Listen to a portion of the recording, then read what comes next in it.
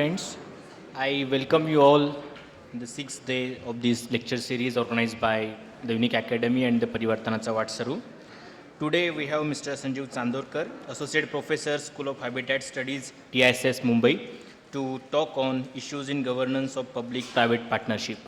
I request editor of the Parivertanacha Vatsaru, Mr. Abhay Kanta, to welcome Chandorkar, sir. Thank you, sir. I would like to introduce Mr. Sanjeev Chandorkar. He is a mechanical engineer and a chartered financial analyst. He has wide experience in industry, corporate finance, and investment banking, spanning over a career of more than 3 decades.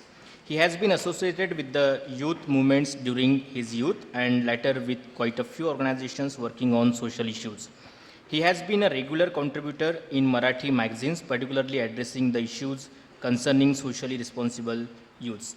At present, he is associate professor with Tata Institute of Social Sciences, Mumbai, teaching financing urban infrastructure and also involved in few extension, outreach and research projects undertaken by the institute. Recently, Unique Academy has published its 2 books. One is Karyakartyanchi Tipanwahi Part 1 and Part 2. Part 1 is for Navya Tarun Karyakartyanसाठी and Part 2 is all about जुन्या जाणत्या कार्यकर्त्यांसाठी. His second book, वित्त भांडवल, डावी चळवळ आणि गरीब जनता, is all about finance capital. These 2 books are compilation of the articles he has written in the Parivertanacha Vatsaru, and you can buy both of these books at the stall outside the hall. And in the very short period of span, the first edition of these both books has been sold. So in that way, he is a very famous and preferred writer among the readers. Now I request Mr. Chandorkar sir to express his views on the issues in governance and public-private partnership. Welcome, sir.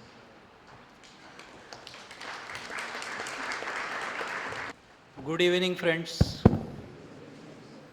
Say good evening. Well, I teach in college, so normally I don't teach with such a big crowd, and my style of teaching is very participatory in the sense it's a question and answer session, but may not be feasible with such a large number. Okay, but we will compensate ourselves maybe at the end of the lecture, and all the questions are welcome.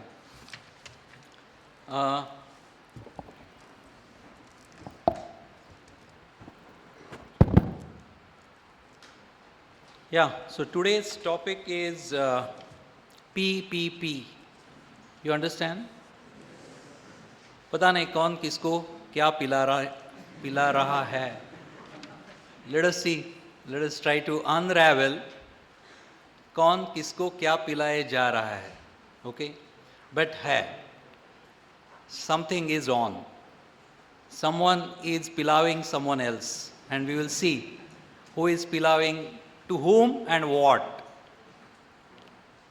Exactly less than a week, last Saturday, if you have noticed, if you have read, the union budget presented by Finance Minister Arun Jaitley, one of the central piece of the union governments, and not this budget, but for last few years, and it will continue to be so for years to come, is how to finance infrastructure. Okay, if you are aware of the Indian economic issues or issues in front of Indian economy, one of the bottleneck which Indian economy is experiencing is inadequacy of infrastructure. And when I say infrastructure, I am sure by now you would have realized it. It's about not only electricity and water, but it's about ports and the airports and the roads and the telecom and everything. Okay, so it's not about industries which manufacture maybe garments and cold drinks and those kind of things. So infrastructure is very unique, is a very unique animal, and we will see as we progress in our lecture what are the uniqueness.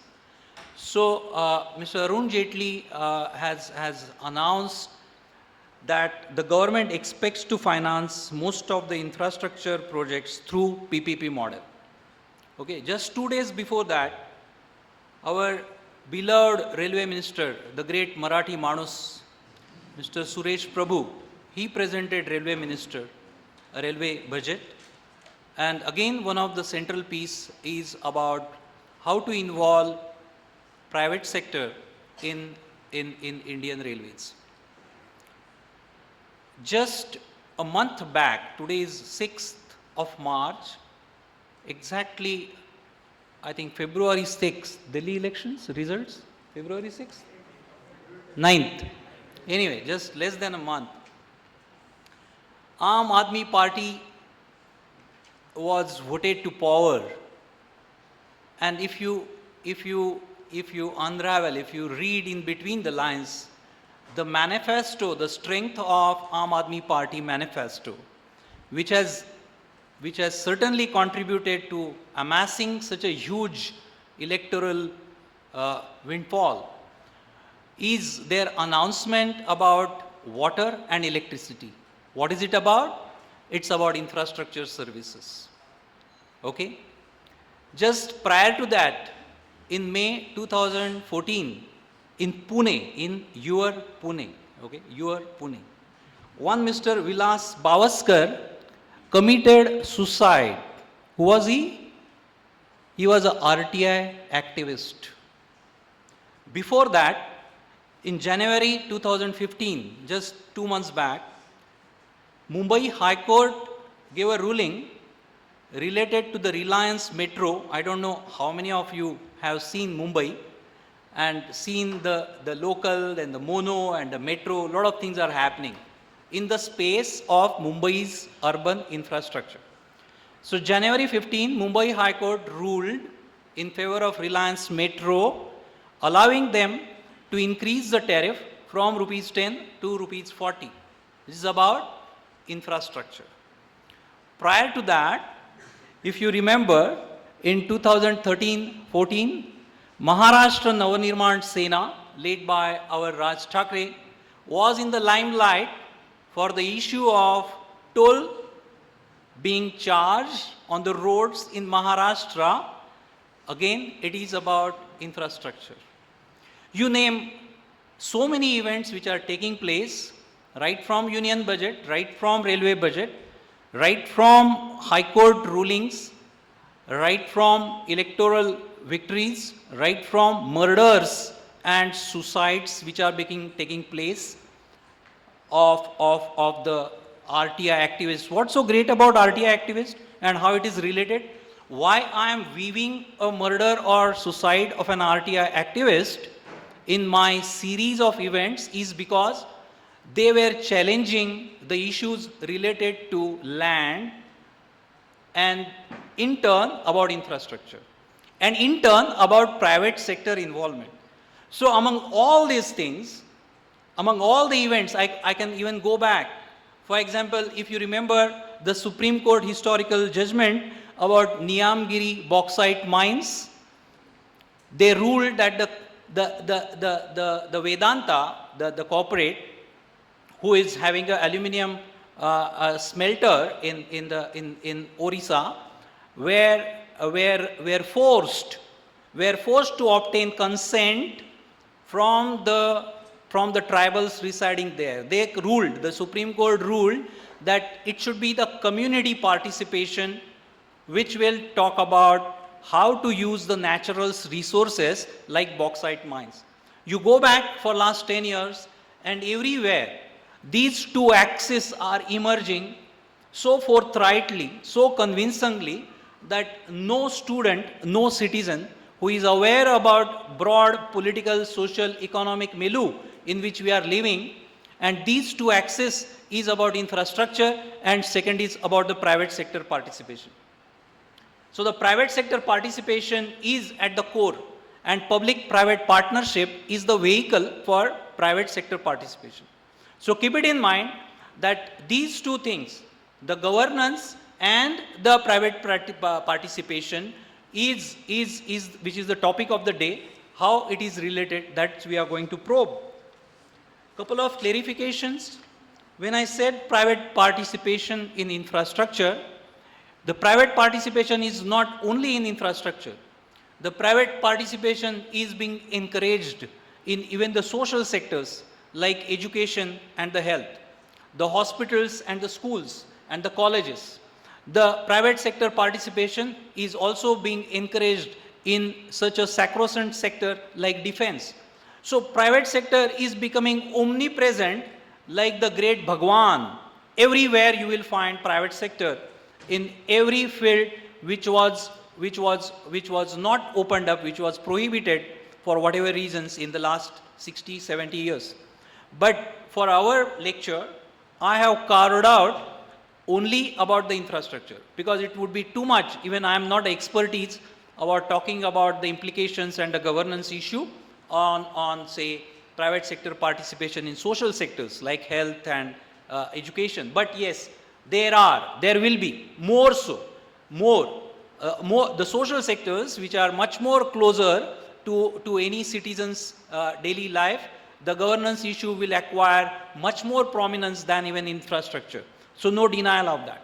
But for our today's lecture, I have confined myself only to the private sector participation in infrastructure. So keep that in mind.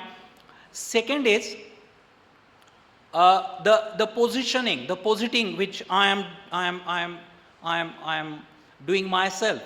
Because when you say governance, the governance is being presented as a subject which is dealt by or which is addressed to multi-stakeholders, and those multi-stakeholders can be state and state of all the layers, central government, state government, the local, whether it's a panchayat or urban local bodies. So all the layers of state, the private sector, the citizens, the advocacy groups, the corporates, the bureaucracy, the environmental groups, and so many. So governance, as we will see as we proceed, is the subject matter which is being dealt by so many stakeholders. And one of the underlying theory, one of the underlying thought of theorization of the governance is that all these multi-stakeholders are on par. Okay? I am going to posit myself, I am going to wear a hat from a common citizen's point of view.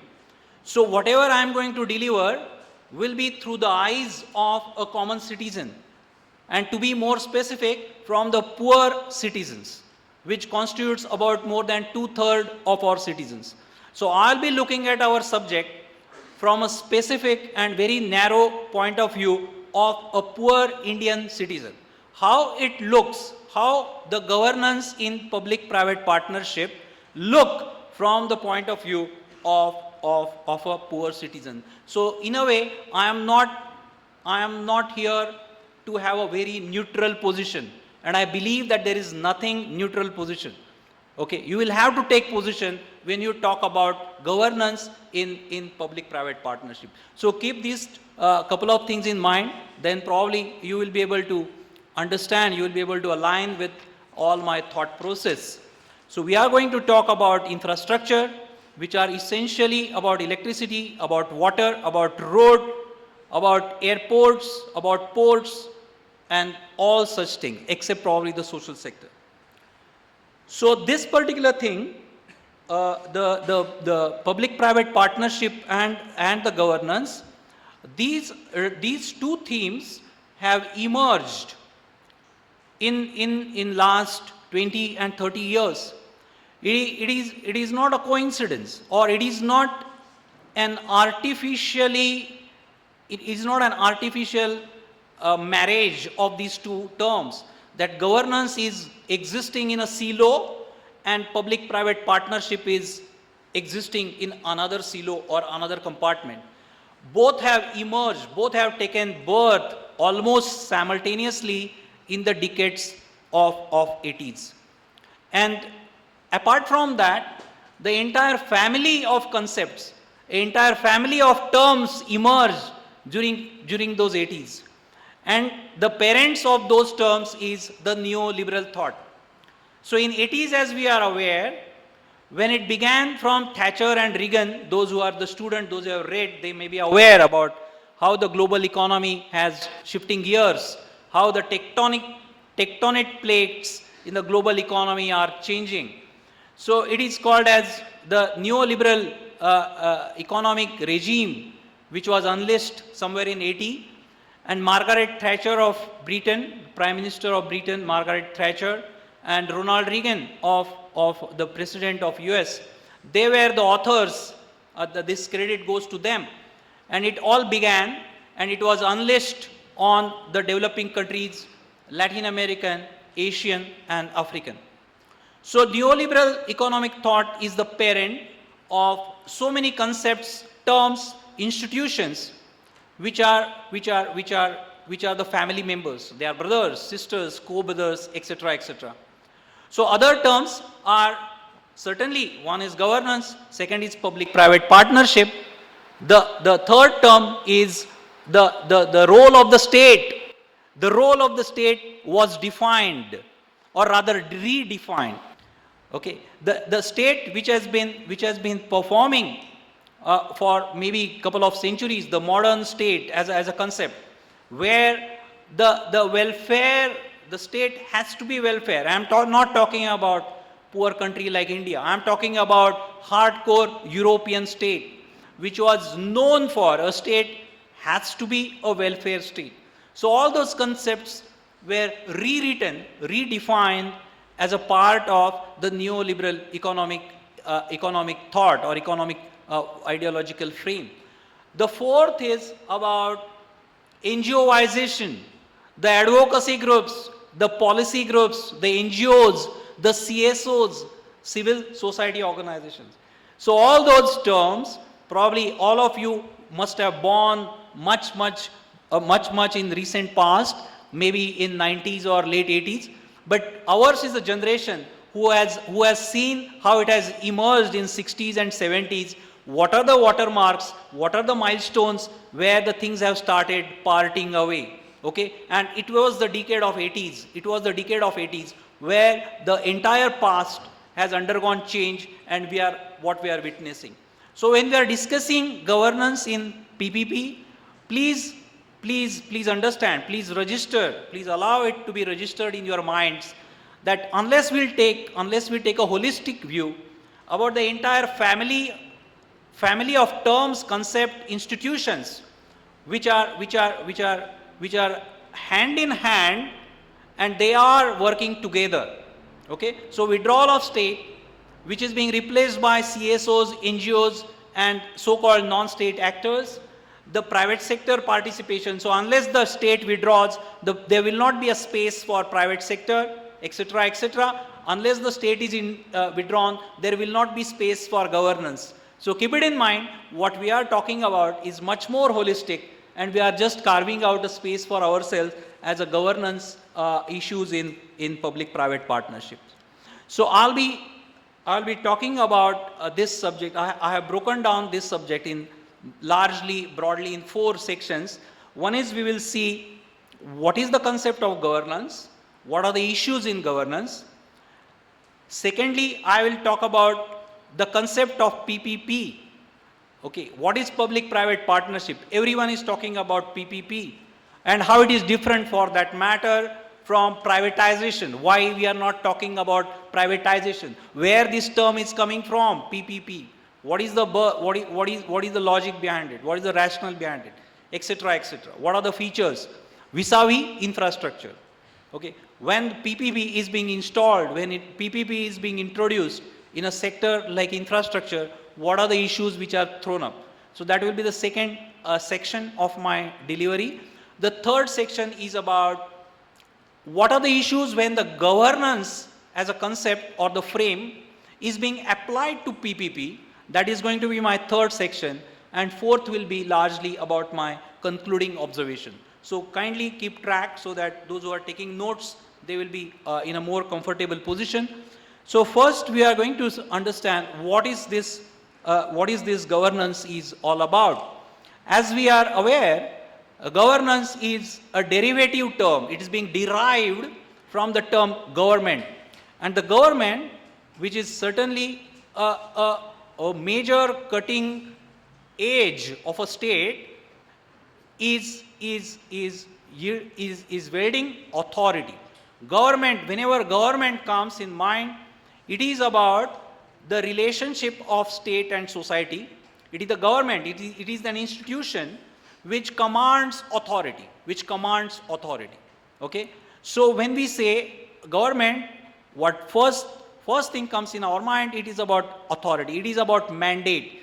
Even a police hawaldar, he may be a 40 kg individual, right? He may be just a frail person, but what he carries with him is the authority given by the state. So government cannot be, it's inseparable from authority, mandate, and those kind of terms.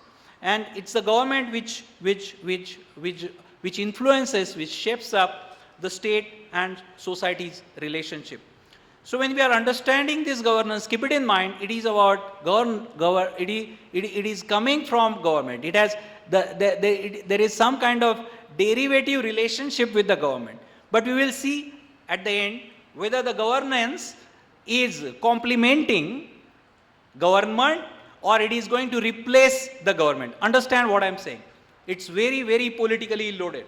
Though governance and government, both the terms belonging to the same generic family of the terms, that is the government, we will see whether governance is complementing the government or governance is going to replace, in its conceptual framework, is being sought to replace the government itself. We will see that as the lecture unfolds. It all began in 80s, as I said, and the first term, the governance, though everyone knows about the governance as such, those who have seen the old Hindi movies where they had depicted the feudal lords, the rich people who used to have a huge Rajwada and the palace, there will be governess. There will be governess who is a senior lady who is going to take care of the kids, the kids of the rich man. So governess again is something to do about governance. So the term governance was there in the vogue, was in usage even earlier. But in 80s, heavily it was started using by the World Bank. And what was the World Bank concern? The World Bank, as we are aware, was World Bank and IMF are the twin institutions where the vehicles of propagating neoliberal economic thought in 80s. You have heard about structural adjustment programs and all those things. So World Bank was heavily into loaning, giving debt, giving loan to the developing countries, to the poor countries. And they realized after pumping a lot of millions of dollars of loan, they realized that their loan is not coming back. And when they started analyzing, they realized that the major issue is not about pumping money, but the major issue is the poor governance in the developing countries. So World Bank came out a very, very analytical kind of work about sub-Saharan African countries, analyzing what are the reasons why after pumping in millions of dollars of loan, there is no improvement in the living standards of the Aam Aadmi there in those countries. Neither there is improvement in the standard of living, nor the loan is coming back. And when they analyzed it in a very methodical way, they realized that the issue is about the governance. And the entire family of the multinational institutions, be it World Bank, be it IMF, be it Asian Development Bank, be it UNCTAD, be it UNICEF, these are the multinational developmental institutions. They all started drumming up the importance of governance. So whole thing began, understand where we are coming from, where this governance term coming from. The governance terms, the genesis of governance terms is the anxiety of the lender, that is the World Bank, about the uncertainty, about the anxiety that the loan which I am giving to a borrower is not coming back. And the lender, after analyzing the status or what's going on in the borrower's home is coming out that it is because of the poor governance. We will see what are the components of poor governance, but keep it in mind that this was the major genesis of the term governance. And the whole theory started unfolding. The conceptual frame of governance was being fleshed out by different analytical work, by different theoretical work. And what they realized it, that there has to be, even if it started with the poor governance, it started with the poor government as such, but it is not about the public administration as such. Governance is something to do with the public administration, certainly. But the age-old public administration, as I was mentioning, which is not only decades old, but centuries old, which involves the traditional bureaucracy, where the state has a monopoly status in controlling the social affairs. Who will be controlling the social affairs? It is the state. It is the state administration, it is the judiciary, it is the police, it is so many organs of the state which will control the social affairs. So this was the work assigned to the earlier the conceptual framework of public administration. So one is about the controlling social affairs, the second is about the policy making. These were the monopoly activities of the state in the yesteryears till 80s. Then they started propagating, the neoliberal thought started propagating about the need for downsizing the state. They started propagating that the state shall withdraw, from so many economic activities, whether it is infrastructure or social. So unless the state withdraws, they were clear that there will not be any space for the private capital, whether it's a domestic private capital or the global private capital. Unless the state withdraws from these sectors, which have been traditionally funded and managed by the state, the private sector will not be able to enter in those kind of things. But having seen that, this is about 80s and maybe up to 90s, they are realizing that things are much more complex. We are talking about and we are advocating the downsizing of the state, but there is a need for the state. We will not, look at it from a global investor point of view. Look at it from World Bank point of view. Those who are going to enter the developing and poor countries in Africa, in Latin America and Asia. So it is not about pumping money. Either it is a World Bank loan or private sector investment. They wanted that the respective country where they are going to pump in capital shall have a state. For what? One is they will have to talk, the state will have to talk to the global actors who will represent that country. There has to be some representative who will sit on a negotiating table on this side and give promises and undertake the responsibility. And the second function they were expecting from the state is to take care of the cost, the social cost of the neoliberal economic thought. There was to be increase in the employment in the organized sector. There was to be reduction in subsidies, so on and so forth. So they were aware that the neoliberal economic thought which they are pushing in at an ideological level, which is being backed by the capital, either it is a multilateral capital from World Bank and IMF on one hand, or the global capital, private capital, needs some host first to represent that country, ensure that yes, we will formulate this policy which will be conducive for you. We will sign the agreement. So for signing the agreement, someone has to have mandate to sign that agreement on behalf of the country. So they realize that they have gone far off for propagating downsizing of the state. There cannot be a stateless country. In other words, there has to be a state in a respective country. One is to represent, negotiate, engage with the global actors, and second expected function was to take care of the social cost of the new economic, the neoliberal economic thought. And here come the governance. So understand the journey of the conceptual framework of a broad term like public administration. The first which run for decades is about the traditional bureaucracy, where the state is holding monopoly, the state is holding the monopoly powers for formulating policy, state is holding monopoly power for decidedly deciding the outcomes of social affairs. There is no other competing agency than the state itself. So this is the journey for decades. Then in 80s, when they unleashed the neoliberal economic thought, they over criticized the state as an institution.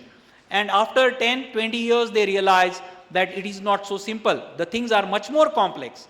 The societal issues are much more complex, and there has to be much more complex framework, and that framework is being provided by the governance, the term governance, or the conceptual framework of the governance.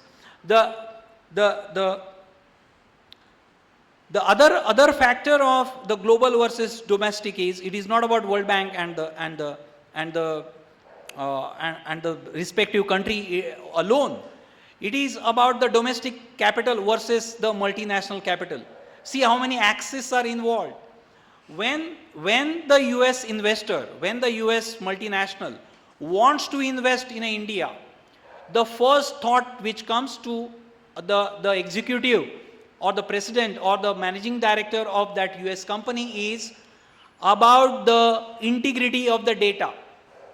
The integrity of the data, the GDP of the country which is being dished out, the deficit of the budget which is being dished out, whether these data are genuine or not, the policy which is being formulated that we will open up the defense sector, private sector, we will open up insurance sector for private sector, etc., etc., whether the Tatas and Birlas and other domestic industrial houses will have an extra access to the policy maker or domestic rulers as against the global players.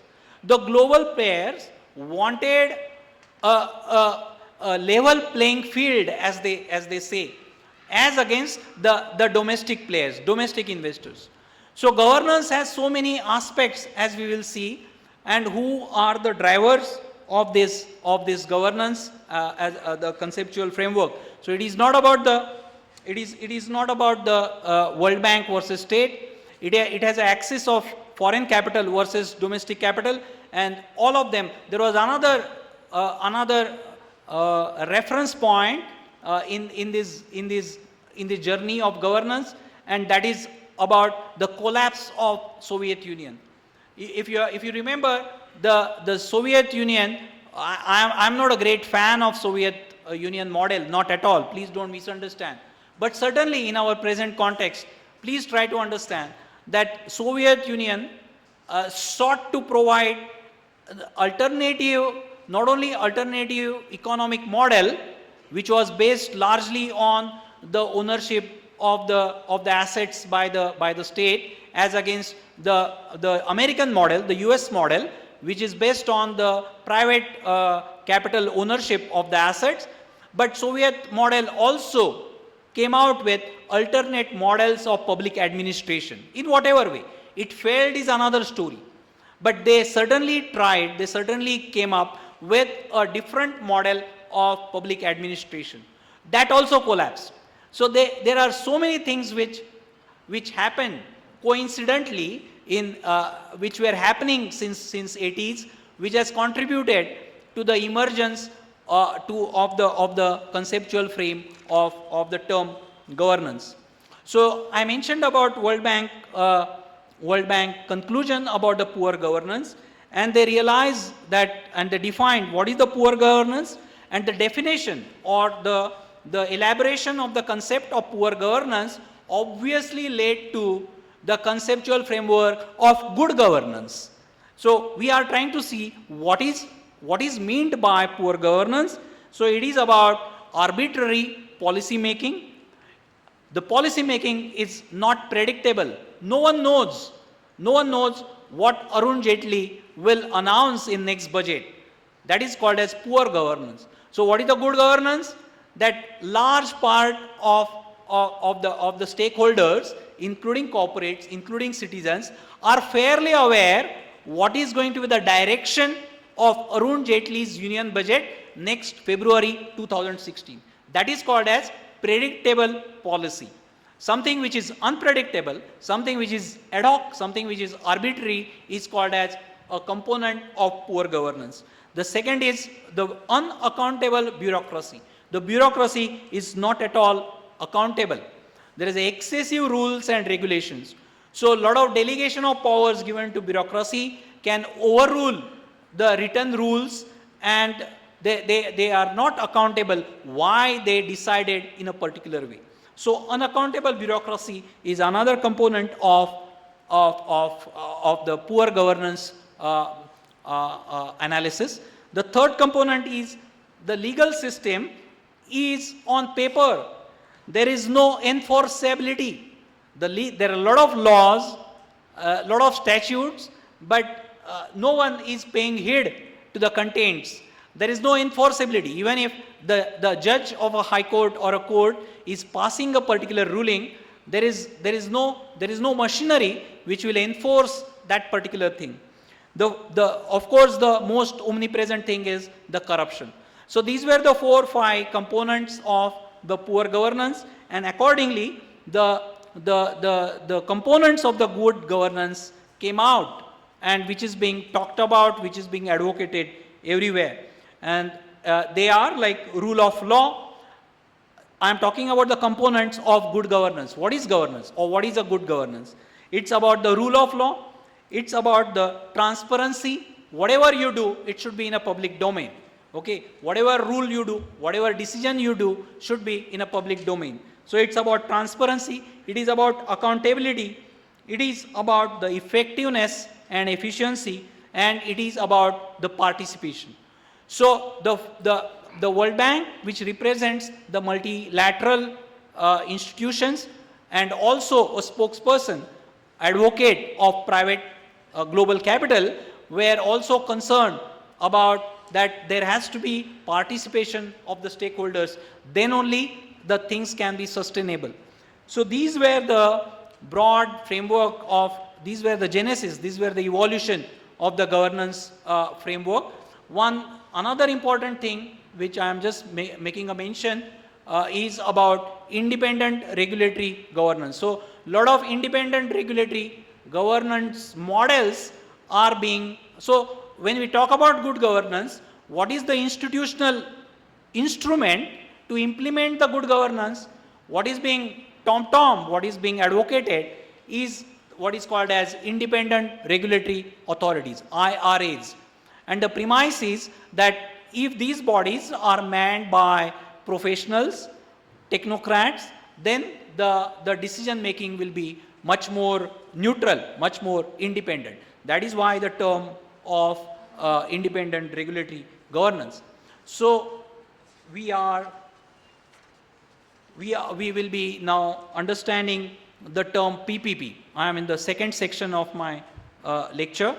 We have seen the broad framework of governance, how it has evolved, which were the drivers, what are the analysis when we say it is a poor governance, and which has led us to what do we mean by good governance. Let us now see what is this PPP is all about. Even though we are using the term of public-private partnership, please understand that the private sector has been partnering with the state for centuries.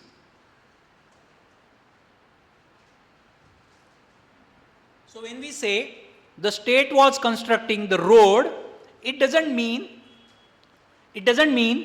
that every laborer who is laboring on the road is a government employee.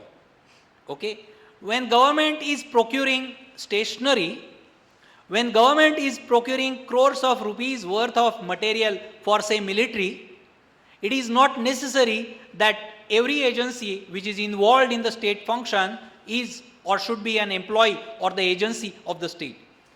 So the private was partnering with the public for ages.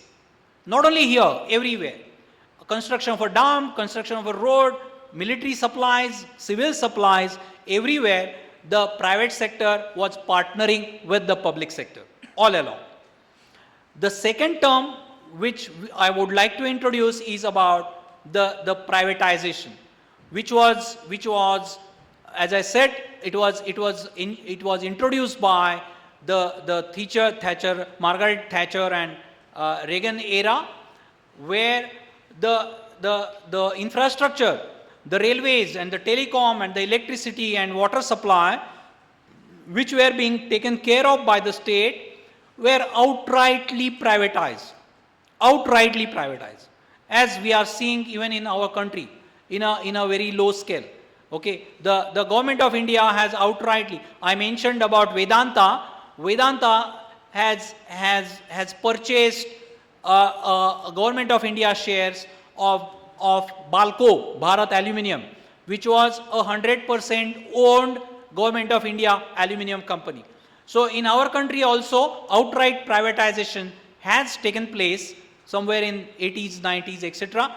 But it has not happened in the infrastructure in our country. But it happened particularly in Europe. And this was imposed on Latin America also, when I am talking about the neoliberal economic thought in 80s. So when the infrastructure services were opened up, not only opened up, were outrightly sold out to the private sector, we will see after 10 minutes also what are the problems of a private sector providing the infrastructure service.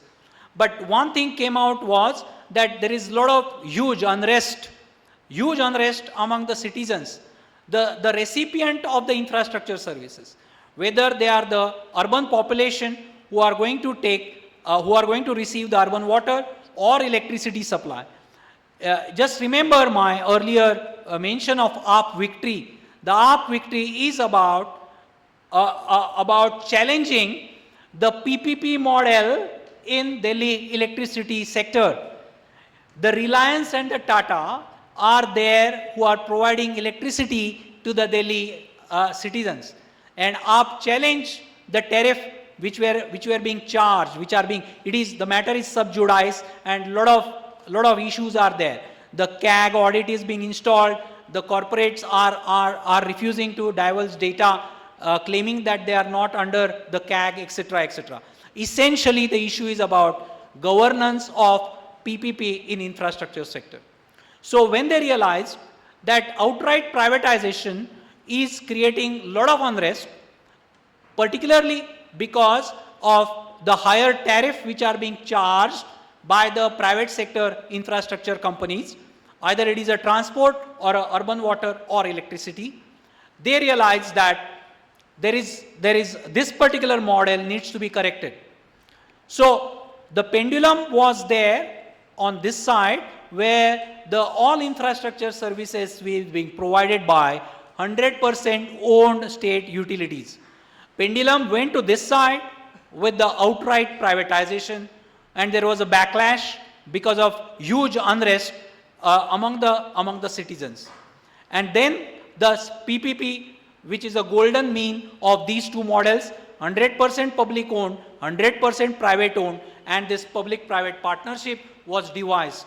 The essence of public-private partnership is that it is the sharing of risk between the public partner and the private partner. So whenever there are social political unrest involved, whenever there are regulatory issues involved, whenever there are judiciary interventions involved, the public-private partnership agreement, a written agreement between the public partner and the private partner, it is written in that agreement that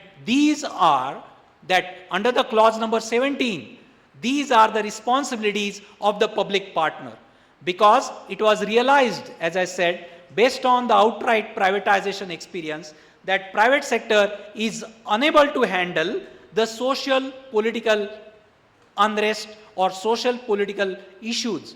So public-private partnership, please remember, is essentially a partnership where the risk to be shared, the risk to be undertaken by the public partner and the private partner are laid down in a very, very formal way.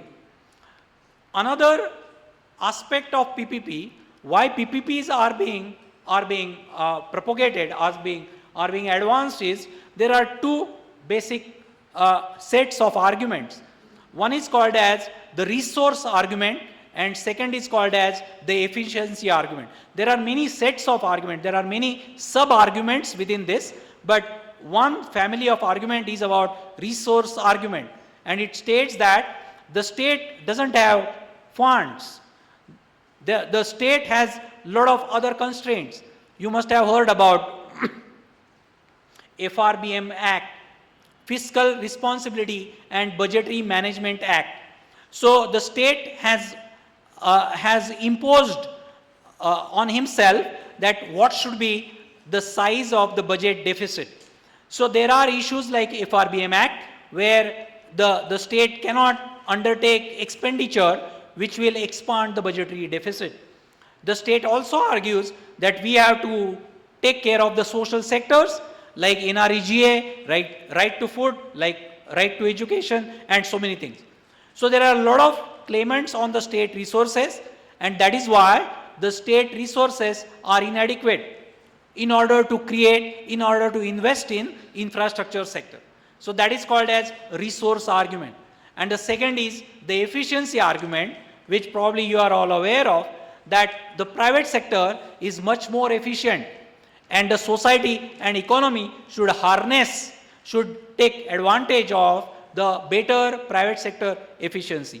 So these are the two major arguments based on which the PPP is being propagated. Now coming back to the mismatches, as I have been saying, mismatches between the infrastructure sector and the private sector. The infrastructure sector, if you can visualize, has a lot of financial feature. It is an extremely capital intensive activity which demands hundreds and thousands of crores of rupees. It is extremely land intensive. The Land Acquisition Act is on the anvil. It is one of the thorny bill which is being debated in the parliament. So the infrastructure is not only capital intensive, but it is also land intensive, where the state interventions are required.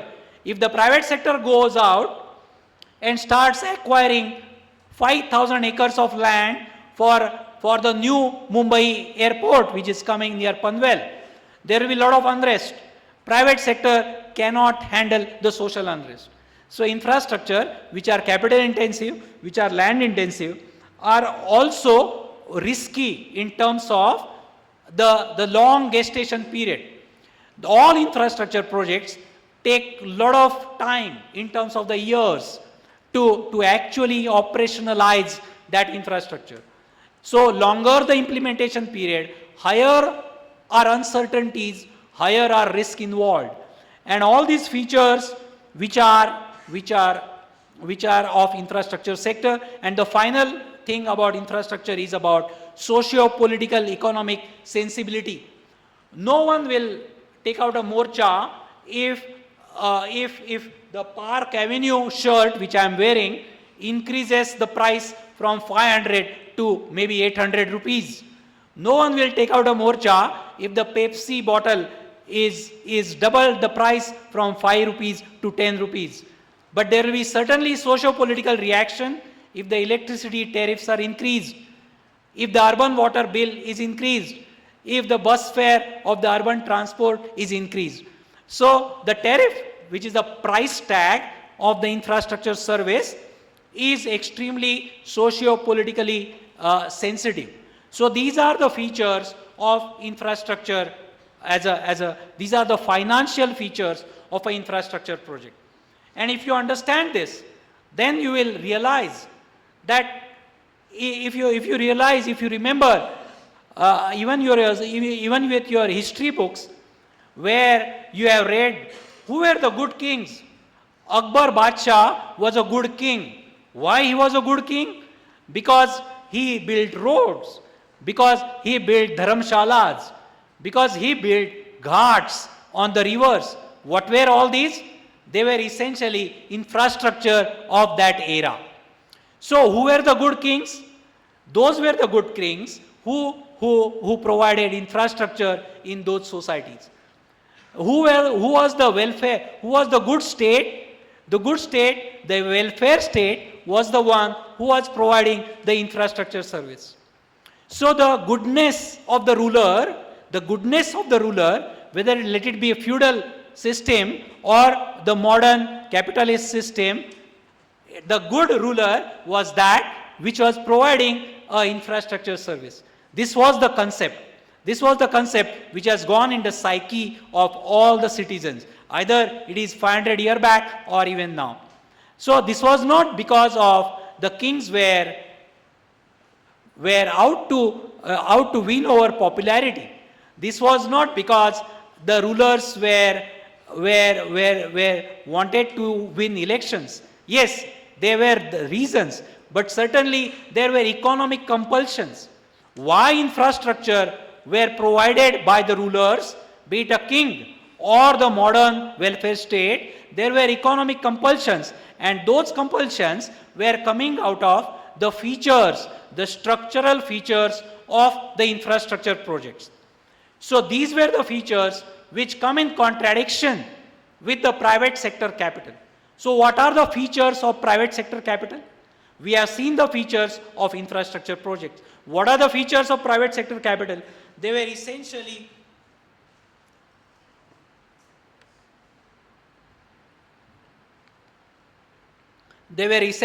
will have to be compared with the financial features. So the financial features of private capital are in terms of they want to have maximum profit, they want to have lowest risk, and they want to have maximum profit in shortest possible time. Okay, the private sector goes for profit in a shortest possible time. There are different financial parameters like break-even point, etc. And for want of time, we will not be going in those kind of scientific analysis. But understand that the private sector, what it looks for maximum profit in shortest possible time and the lowest risk. The infrastructure sector financial features are exactly diagonally opposite to the expected financial profile of the private sector. The infrastructure project, for the reasons which I have given it to you, is or throws up low profit margins, and they are highly risky, and they do not give you returns in a short possible time. The airport will be built in 5 years of the time, and the break-even point of the airport in terms of the number of air commuters which will actually use that facility in the optimum possible time will take another 5 or 10 years. You can't say that the airport is built, the chief minister or prime minister has inaugurated the airport, and the entire capacities, either it is about the runway or the different capacities which are created, will be utilized 100% right from the first day. It doesn't happen in the case of infrastructure. So infrastructure financial profile and the private sector financial profile come in conflict, and these are structural. There is nothing about leftism or rightism in this analysis. This will remain so, this has remained so for in the past, and it is going to remain so in the future also. So these are the contradictions which has giving up lot of issues on the other subject which we are going to is governance of say public-private partnership. So we have seen that the public-private partnerships, we are essentially talking about PPPs in infrastructure. We have seen that when the private sector participation in the form of PPP is being installed in the infrastructure. What are the issues? We have also seen in the earlier first section the conceptual framework of the governance, how it has come out with the definition of poor governance, how it has installed or it has come out with the components of the good governance in terms of rule of law, in terms of transparency, in terms of community participation, etc., etc. Now we will see in next 10 minutes, when you are applying this governance framework on the public-private partnership, what are the issues being thrown up? The first issue which is being thrown up is about the basic constitutional rights of the citizen. In the entire governance framework, the entire theoretical framework of governance, there is no mention about the right.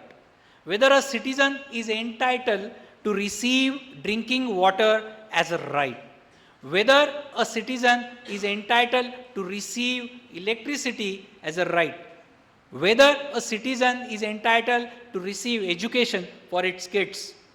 So the right approach, the right framework immediately comes in conflict when we start assessing the governance issues involved in the PPP. The entire PPP, which is being led by private sector, sees the citizen as customer, as a user. So I am a provider of a service, and the citizen is a user of the service. So whoever is capable of giving me the price tag which I have attached, I am ready to provide that service to that particular user. So the right framework or the right approach, which particularly in a democracy like us, comes in conflict when we are assessing the governance issue. The other issue when we are talking about the right is not about the availing the service. It is about knowing something. It is about right to know. When you are charging X amount on 1000 liters of the water which you are supplying, I have a right to know on what basis you are charging this X amount. No one is going to question, understand, and try to compare. When I am going to buy this shirt at 500 rupees, I am not asking the Raymond or the Park Avenue, whoever is the manufacturer, why you are charging 500. But when the PPP in urban water is charging me 97 rupees for every 10,000 liter which I am consuming, I have right to know from where this 97 is coming from. Because there is a choice for me as a citizen not to purchase the shirt. I have a right as a citizen not to drink Pepsi or Cola. But I do not have a choice whether to drink water or not, whether to consume electricity or not.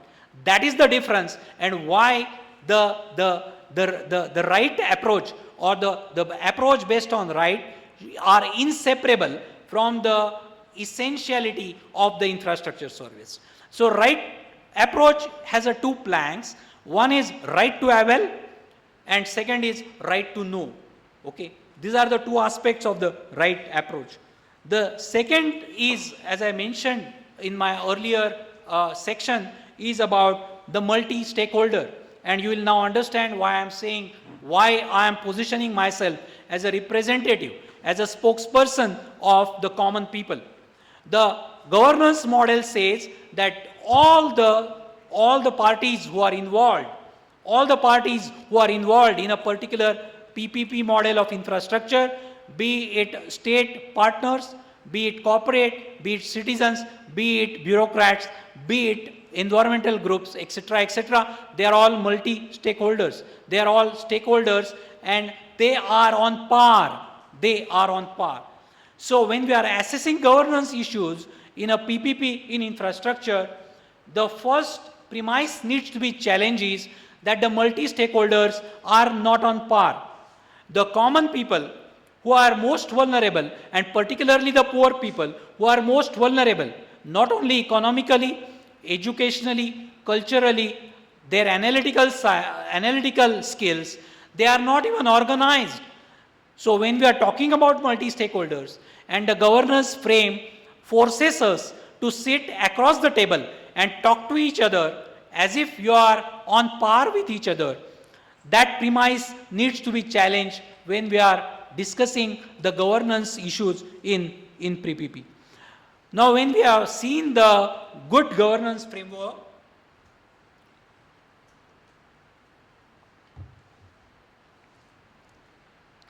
excuse me for the breaks.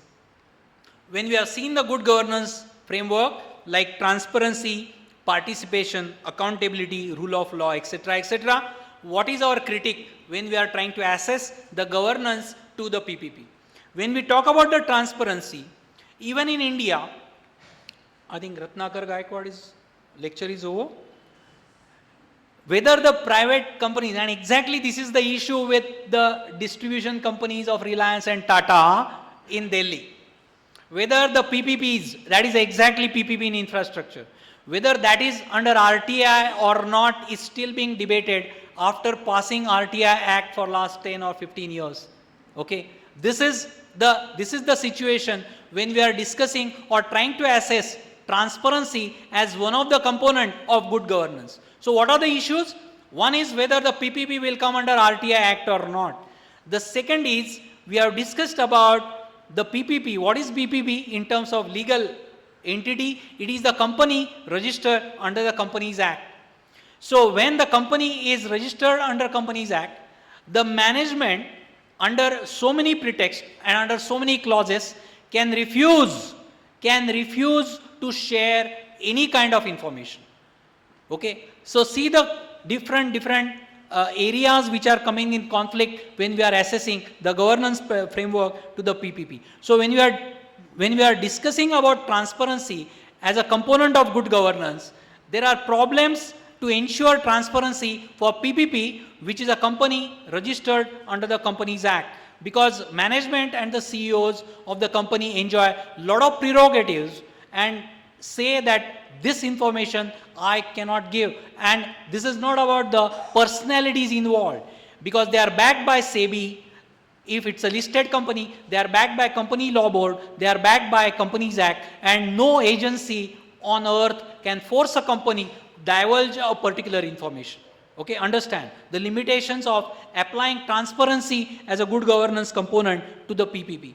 We talk about participation. The history tells us that either it is a Nilamgari, I am not exactly aware what happened in the Nilamgari, but wherever the so-called community participation experiments have been done, the history tells us that these community participations are tokenism, are token exercises. The meetings are convened, the signatures or thumbs are taken, because essentially it is not the physical participation alone. It is about the ability to participate. That is what is required. I may be physically present in a particular meeting where an infrastructure is being discussed because I am an affected party.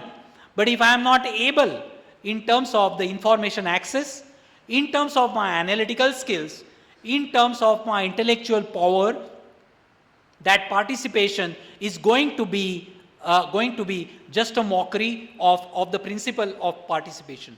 So participation may be there in the good governance framework, but how to operationalize it, how to actually ensure results out of that, how to ensure the spirit behind the community participation, no one is addressing such issue. We are talking about rule of law. The basic question is the making of law or the premise of law is open for challenge? No one talks about that. The World Bank led good governance frame ensures or insists on rule of law, but it doesn't permit challenging the premise of the law, whether the private sector should be allowed to participate in urban water. Who made that law? Whether that law should be challenged or not, whether that basic challenge should be part of the good governance or not is the basic question. So rule of law, as we know, that the law making process is essentially a political process. and whether that political process is amenable for challenge is not being spelled out in the good governance frame. The other issue about whether the particular infrastructure service is being provided by the state or by the PPP is, there are issues like quality of service. Yes, I agree. But when the infrastructure service is being provided by the state, the citizens have a lot of levers. The citizens have a lot of access to ensure the governance. For example, electoral politics, and again I will cite the AAP victory, that it is the citizens of the Delhi, it is the electorate of the Delhi which exercise their electoral power to influence the tariff rate of electricity and urban water. So if the infrastructure is entirely being given to the PPP, the citizens will not have that lever of electoral politics to influence the infrastructure service. The other is about demanding subsidy. The infrastructure service, as we have seen, is very, very, very essential in nature, and the tariffs are very pinching. So subsidy is one of the instruments in the hands of the citizens to demand from the state that is absent when the infrastructure is being provided by the PPP. The other agencies like RTI I have mentioned, CVC, Chief Vigilance Commissioner, the CAG, the Janta Darbar, which are being, though it has a feudal tinge in our electoral democracy, but yes, the common citizens gets an access when a particular minister calls for a Janta Darbar. So there is one platform available to the citizen which he can go and plead his complaints about whether it's a water, electricity or transport, etc., etc. So when the infrastructure is being provided by the state, all these levers are available with the citizen, common citizen, which are severed, which are cut off when the infrastructure is being provided by the PPP.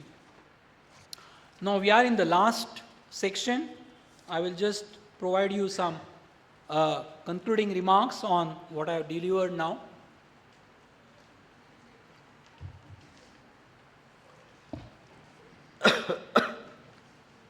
My first concluding observation is, even though I started my lecture saying that the genesis of the term governance, the entire conceptual framework of the good governance is originated from the concerns of the global capital laid by World Bank, the concerns of the global capital vis-a-vis the domestic capital, etc., etc.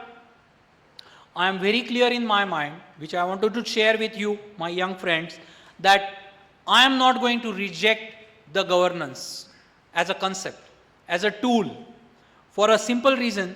I do not want to hide, though I am whatever political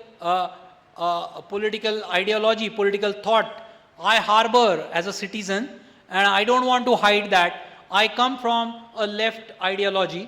I don't belong to any left party, but I certainly belong to left as a political citizen.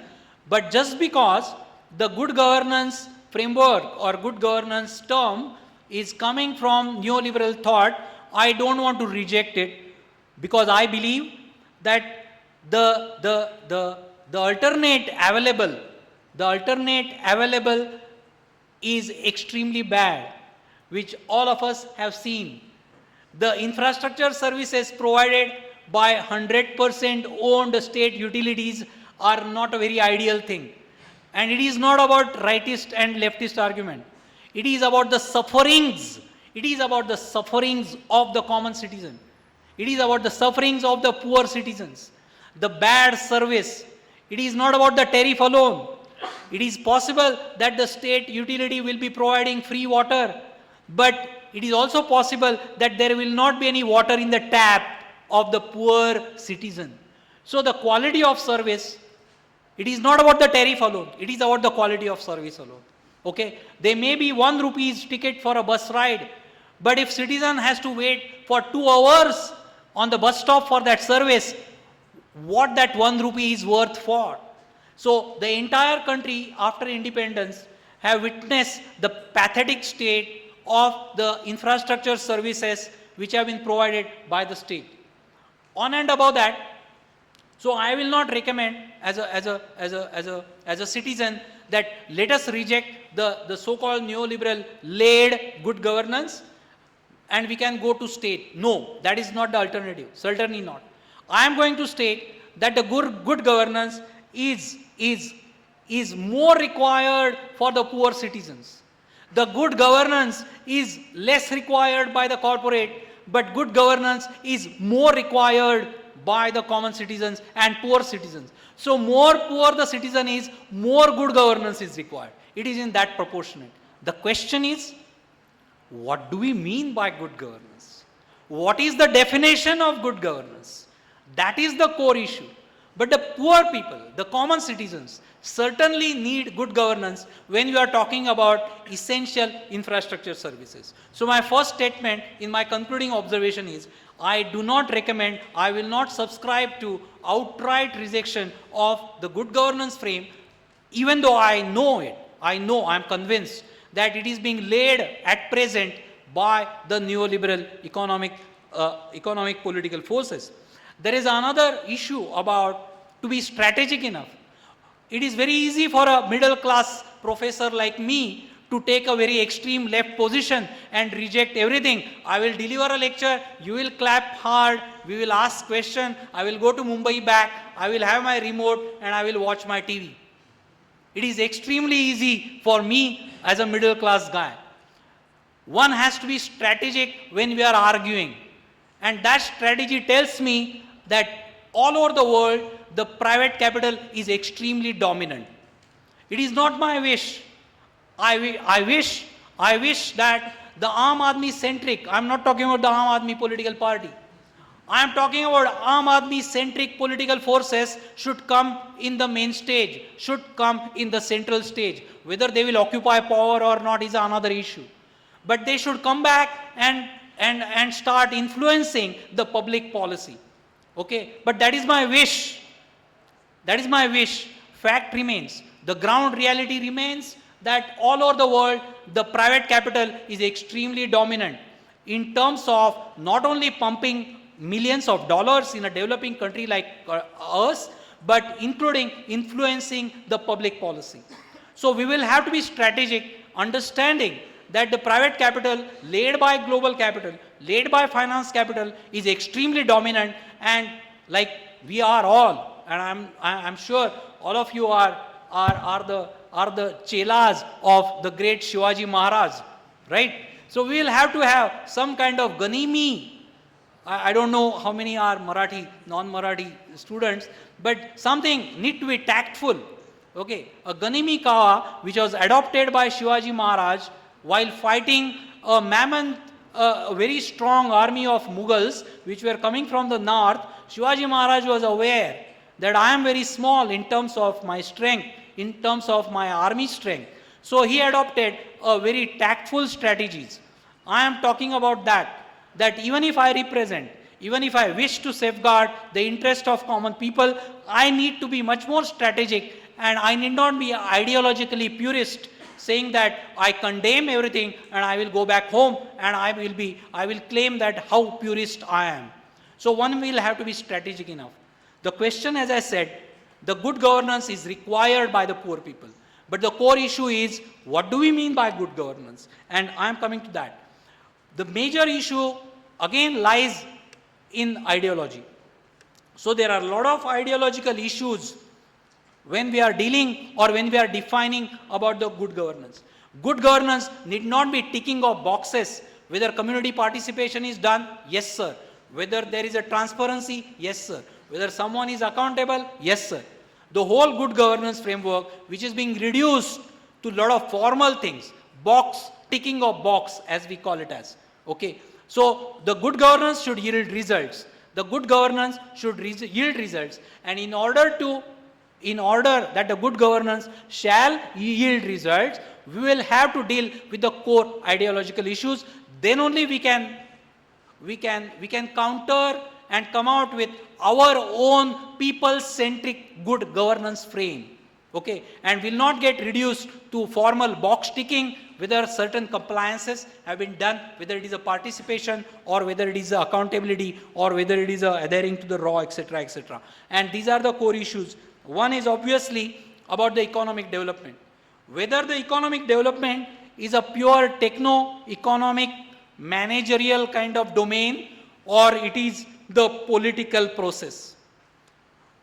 My resources, when government of India or state government makes the budget which is involving thousands and lakhs of rupees, where that money should go, what is my nation's priority, how much should go to the defense, how much should go to the housing, and how much should go to the education is essentially a political process. So our critique is that the good governance framework which is being propagated is essentially aimed at depoliticizing the economic development process. And the economic development process is at the core. For a poor country like us, the economic development is at the core. You interpret how the common people have voted for BJP and particularly Modi. It is entirely about developmental agenda.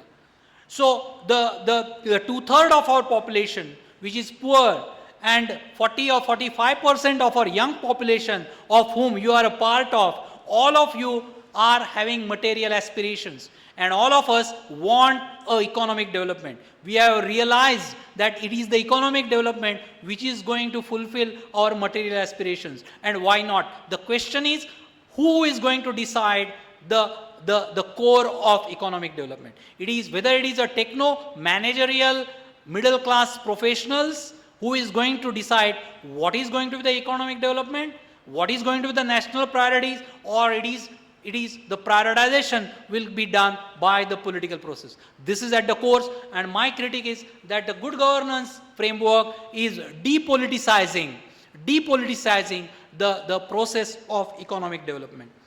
The second issue is about the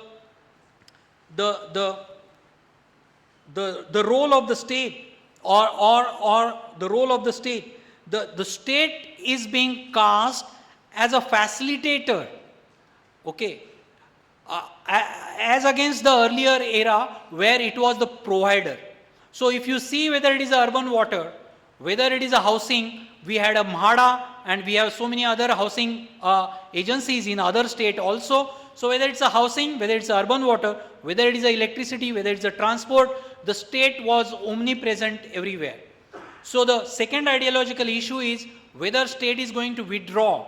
And as I said right from the beginning, the withdrawal of the state essentially is being propagated by the neoliberal thought for two reasons. One, unless the state withdraws from the infrastructure provider as a role of infrastructure provider, there will not be any space for private sector. That is one. And second is, unless the state withdraws from the role of deciding the social affairs, there will not be any space for CSOs and NGOs. So state withdrawal is another ideological issue. The third is about the definition of infrastructure project itself. When they are insisting that the tariff should be increased from 100 rupees to 150 rupees, what is the argument? The argument is that the PPP has to earn a 15% rate of return on its equity. What is the argument? That the PPP of infrastructure, whether it's a Reliance Metro or some solid waste management project, etc., has to pay back the loan. The question is whether we can ring fence, the exact term which is being used in financial analysis or corporate finance, it's called as ring fence. The infrastructure project, whether it can be seen as a ring-fenced entity where the profitability of that infrastructure project can be assessed on a standalone basis. The issue involved is there are a lot of social cost benefit which are involved in an infrastructure. When the solid waste management activity is undertaken, It is not about the cost of collection and disposal of that particular solid waste which needs to be recovered from the tariff of the solid waste. When the solid waste is disposed of, there are a lot of benefits to the society as a whole in terms of good public health. So sanitation, solid waste, clean drinking water, it has been established. It has been established that providing of clean drinking water to the citizens will reduce thousands and lakhs of man hours which are being lost by the economy because of the poor health, because of the ailment caused by poor quality of drinking water. So whether a drinking water project, whether a solid waste management project, whether a urban transport project, or efficient urban transport project which saves the time of the citizens from taking them from their residences to the workplaces, will economize their time so that they can spend the time to their families, they can spend the time for themselves, for their development. Are these not the benefits? These are the questions need to be asked. When you are talking about a PPP in infrastructure, when you are forcing it to be taken up by the private sector, what you are talking about is ring fencing of an infrastructure project. What I mean by ring fencing means that the benefits which are accruing from that infrastructure project, which are non-cash, you cannot catch the benefits accrued to the society because of the good health, because of the good public health, because of the time saved by the citizens. So infrastructure project, whether they should be assessed, whether they are beneficial or not to the society, should not be assessed on a narrow plank of standalone entity, as a ring fence entity. The infrastructure need to be assessed on a much more broader consideration, which is called as social cost benefit analysis. Essentially, what we are talking about is there is a tussle between the corporate perception of a good governance and the common people centric perception of good governance.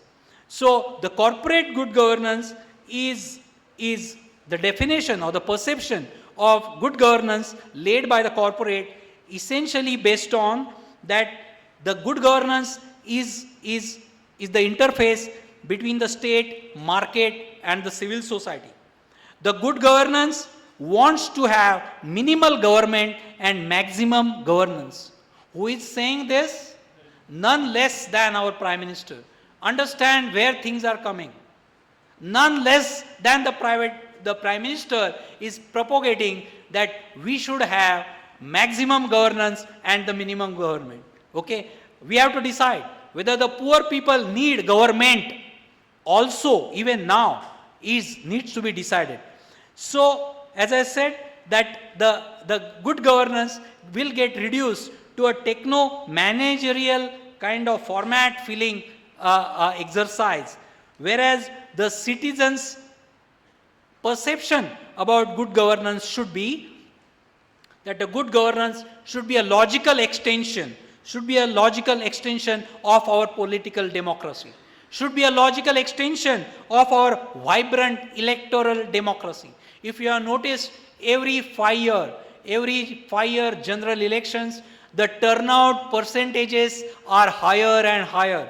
We all as Indian citizens should be proud of those kind of statistics. And this vibrant democracy which is being reflected in a higher and higher participation of our common citizens should get extended to a better or more people-centric, people-friendly framework of good governance. What is important? All these things lead to there has to be PPP and the fourth P. Okay? And that P should be a genuine public. What has happened is, when we say public-private partnership, it is the state which presupposes itself that it is representing the people.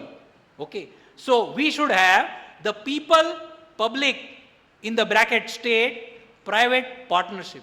So instead of 3P, I think the time has come to have 4Ps, where the genuine people should come out with their own organization, the actual participation, be it different community meetings, be it advocacy groups, be it morchas, be it agitation, or be it the electoral voting, where the Delhi citizens came out in so large numbers and voted for lower electricity tariff and 20,000 liters of free urban drinking water.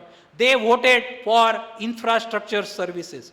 They voted against, or they demanded that we want private sector, but it should be on our terms and it should not be on the terms dictated by the private people.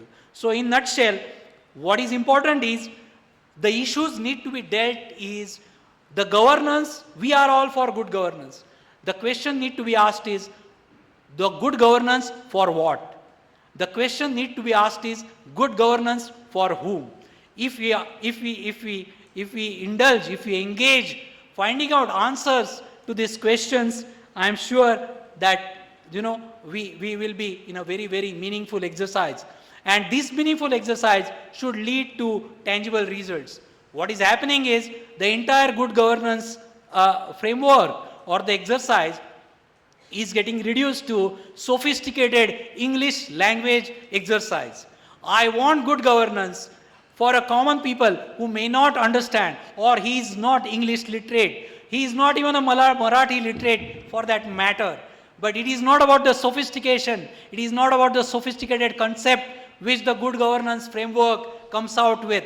It is the tangible results. It is the tangible results which every common citizen will realize in his daily life. That is what the good governance is, and it is not about the sophisticated English language good governance framework. So we have to answer the good governance for whom and good governance for what. That's all. Thank you.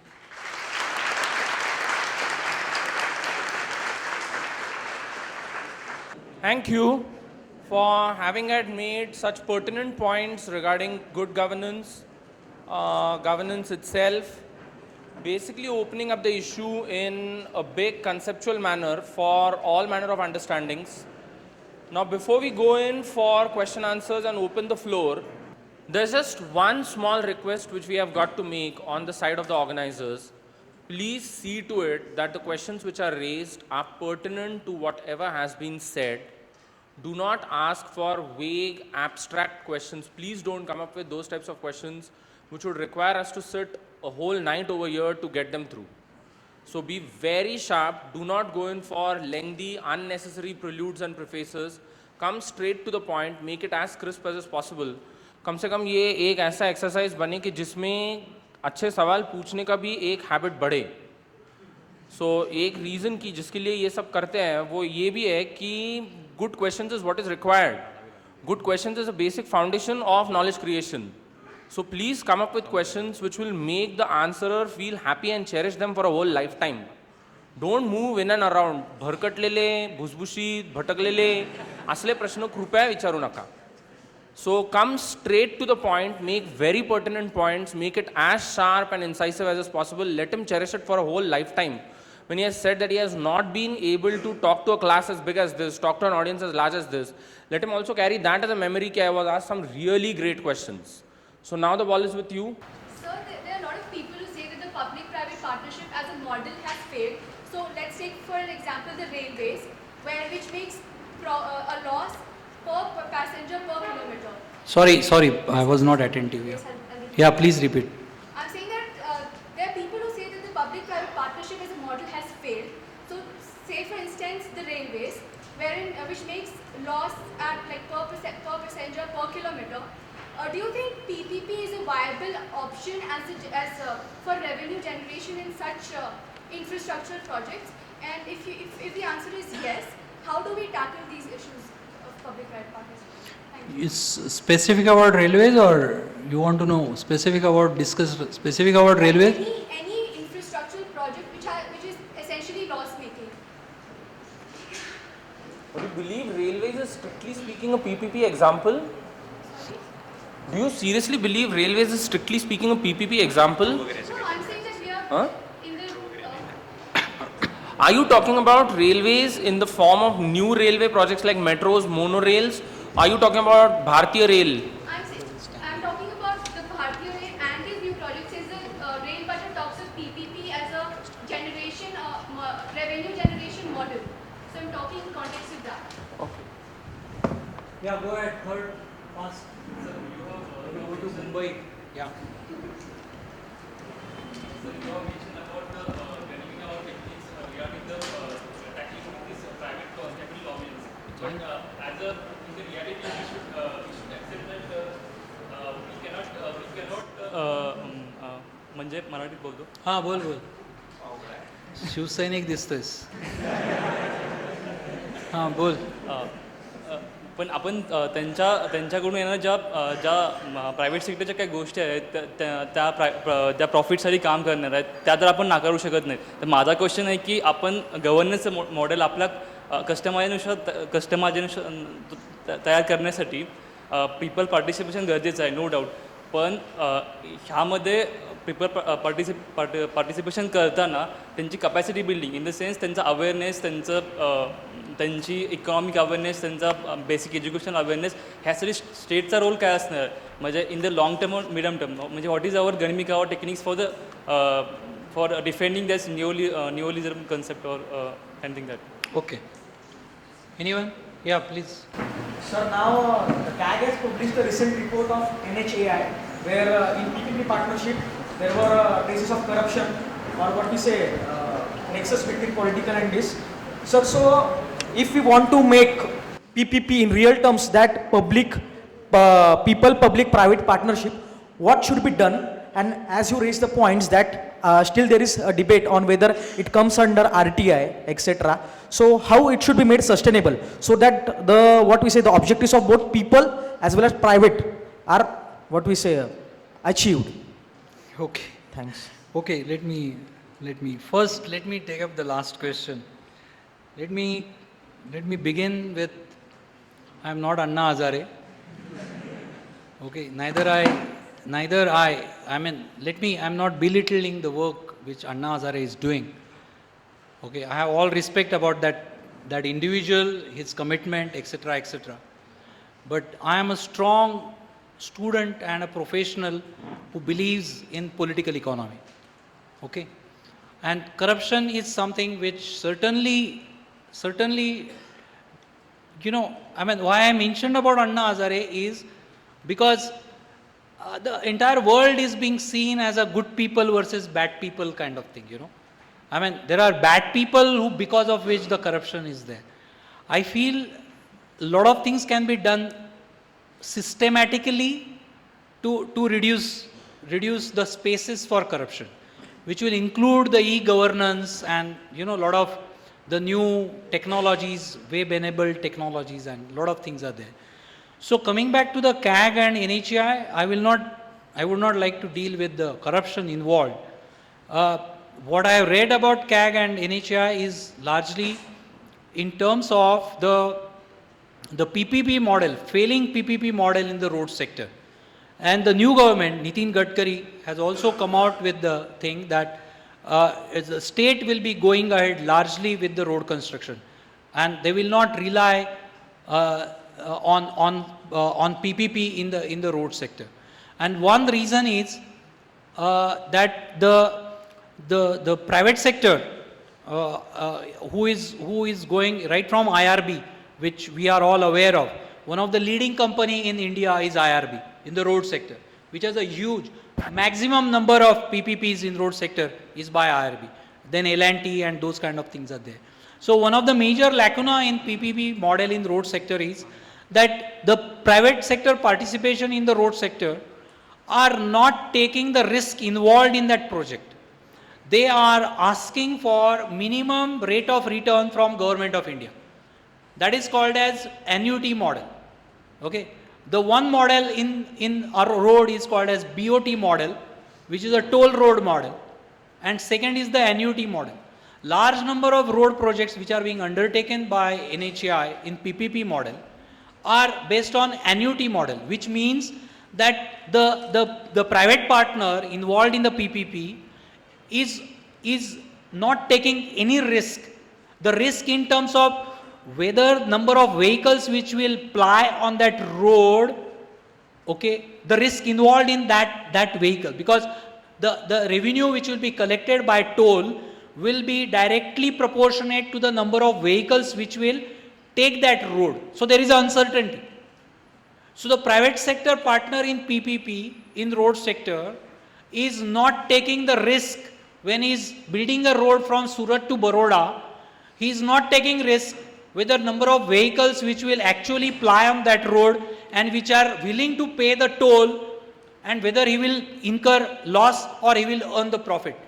He is asking, I will build this road provided you promise me 16% rate of return on my equity capital.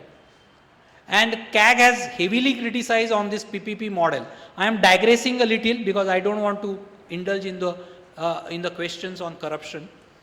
But I am just using your question to ensure, to make out my point that the private sector in India is extremely risk averse. Extremely risk averse. We say that the private sector is being invited in the infrastructure because they have resources. What do you mean by resourcefulness if you are not going to undertake the risk? Otherwise, there is no difference between a baniya or a money lender who is also resourceful and he is extracting as much as he can from the borrower. What is the difference? Unless the resourceful guy takes the risk involved, then there is no meaning of that resourcefulness. It is good if Government of India raise 1 lakh crore of bonds, 1 lakh crore of bonds and build roads. If Government of India has to pay 16% rate of return to the private sector, assured. So Planning Commission come out heavily on the PPP model in the road sector. CAG has come out heavily against this annuity road. So government has realized that they are not getting any tangible benefit from the private sector participation in the road when Government of India is assuring them 16% rate of return for next 25 years. Understand this. Ridiculous. So that is the criticism of CAG. I don't know which report you have said.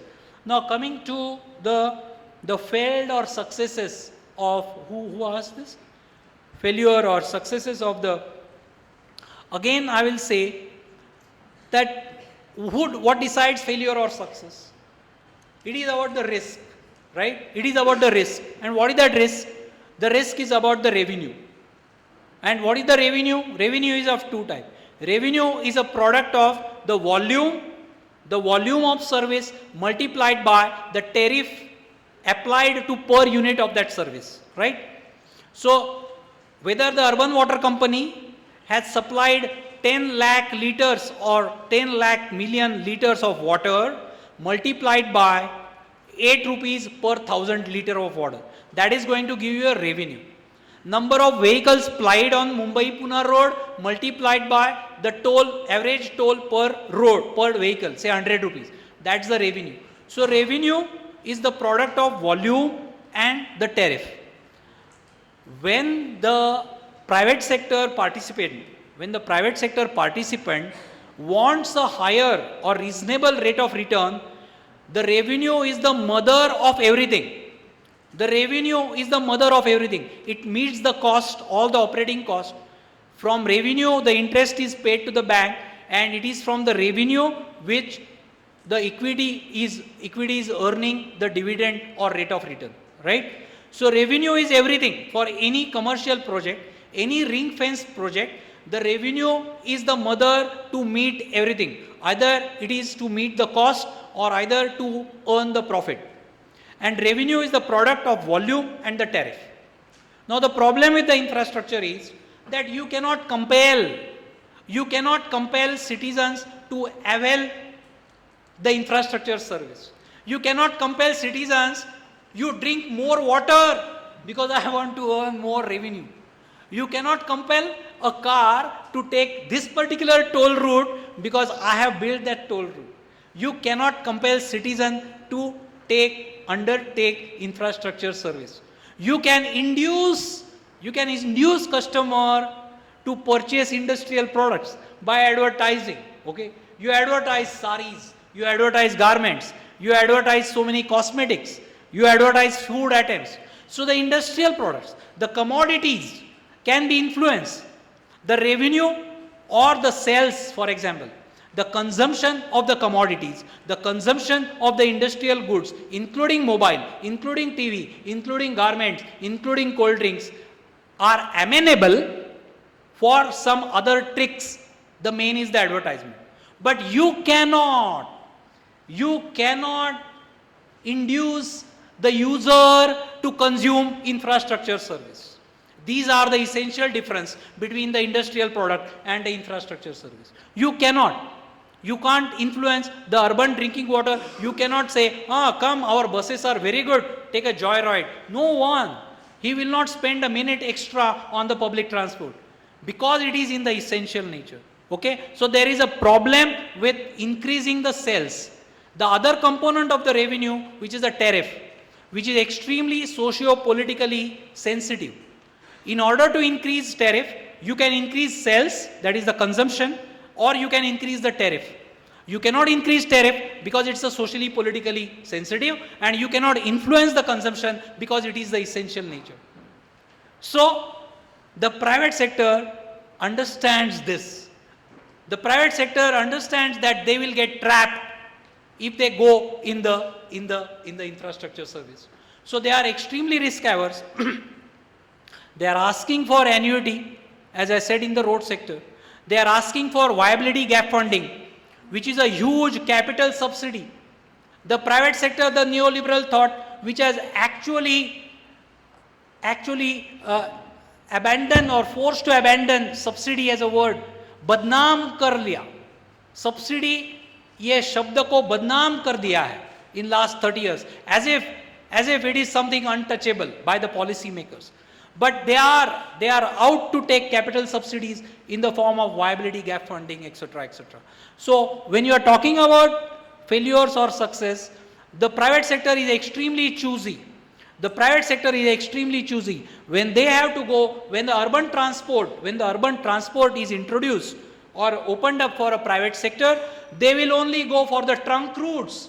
They will, if the PMT opens up private sector for the local transport, they will only take the route from, say, Karve Road, or someone who is originating or terminating the Deccan Gymkhana or such CBDs, the Central Business District. What about the public transport which has to be provided to the nooks and corners of the cities? They are uneconomical because the population or the user or the commuters are very less. Okay, so this is called as cherry picking. This is in corporate finance, we call it as a cherry picking. So private capital is out for cherry picking. They will pick up only a particular activity. What is happening in the power sector? All PPPs are in generation of the electricity, except Delhi, except Orissa, maybe a couple of towns, except Bhiwandi in MMR region. There are just 3 or 4 cases where private sector has readied itself for going into distribution. The distribution is the most murkier activity. No one wants to touch. No private sector wants to touch that. So they will ensure while entering, they will ensure the success while entering. They are averse for going for 5 years and 10 years and 15 years. They do not have patience. They do not have patience whether this particular experiment in which I am going to partner with will be successful or will fail. They are not ready to wait for 5, 10, 15 years. They want everything on platter right from the beginning. So they ask for capital subsidy, they ask for government guarantees, they ask for escrow accounting of the revenue, they ask for the annuity models and all those things. So government guarantees, bank guarantees, all these things are being asked for in order to insulate themselves from the risk involved. So there are not great number of PPPs which have happened in India where you can have a critical mass, critical database to conclude whether the PPPs have succeeded or failed. Okay, I hope I have answered you. The first question was on PPP, PPPP. Now, there are, again I will say, it is not about a hypothetical, it is not about the hypothetical, idealistic, who asked PPP? You asked. So it is not about some Adarshavad, it is not about that leftist Adarshavad alone, it is about the material compulsions. This has been proved that the solid waste management, okay, solid waste management, the success of solid waste management activity, forget about the technical ownership, whether it is a state owned or a privately owned, the success of solid waste management starts from segregation of wet, ola suka, suka kachra, ola kachra. It starts from that. Okay, and you cannot ensure the success of solid waste management activity unless you involve the communities. Okay, urban water, you take majority of the network industries, majority of the network infrastructure requires as an objective condition to involve, take into confidence the last customer so that that model will succeed. So PPPP is certainly has many aspects. One is the network infrastructure services like urban water, sanitation, and solid waste management, etc., etc. The third is, obviously, when I talk about the ideological issues, the common people will have to throw up their own organizations, advocacy groups, political parties, etc., etc., which will deal with the ideological issues. That state is ours. State has to take, in a poor country like us, state will have to undertake some responsibility, and everything should not be left to PPP. So when I say P, the fourth P has a lot of potential, and I am sure, again I will take example of AAP Victory. It is the fourth P where the public or the people at large, the Aam Aadmi has voted for their version of the infrastructure services of water and electricity. So fourth P, I think the time will prove that the real people, the P which stands for real people, okay, it is not about the representative democracy to the representative electoral process, but we are there physically. So that needs to be asserted. That is the meaning.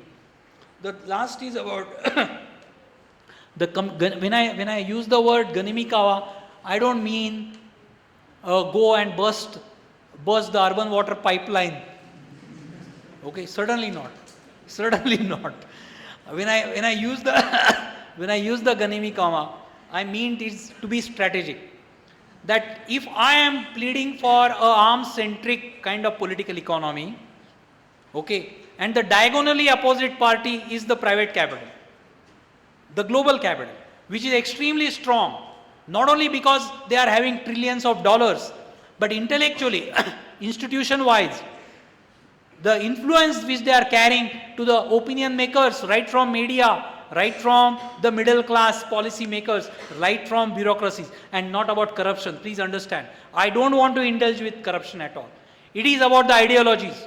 It is about the influence of ideas on the minds of the neutral people. Understand, there are a huge number of people in society who get influenced. It is not necessary that every time they get a packet and then they will vote for a private-centric or private capital-centric economic political economy. Not at all. So it is a struggle. It is a battle of ideas.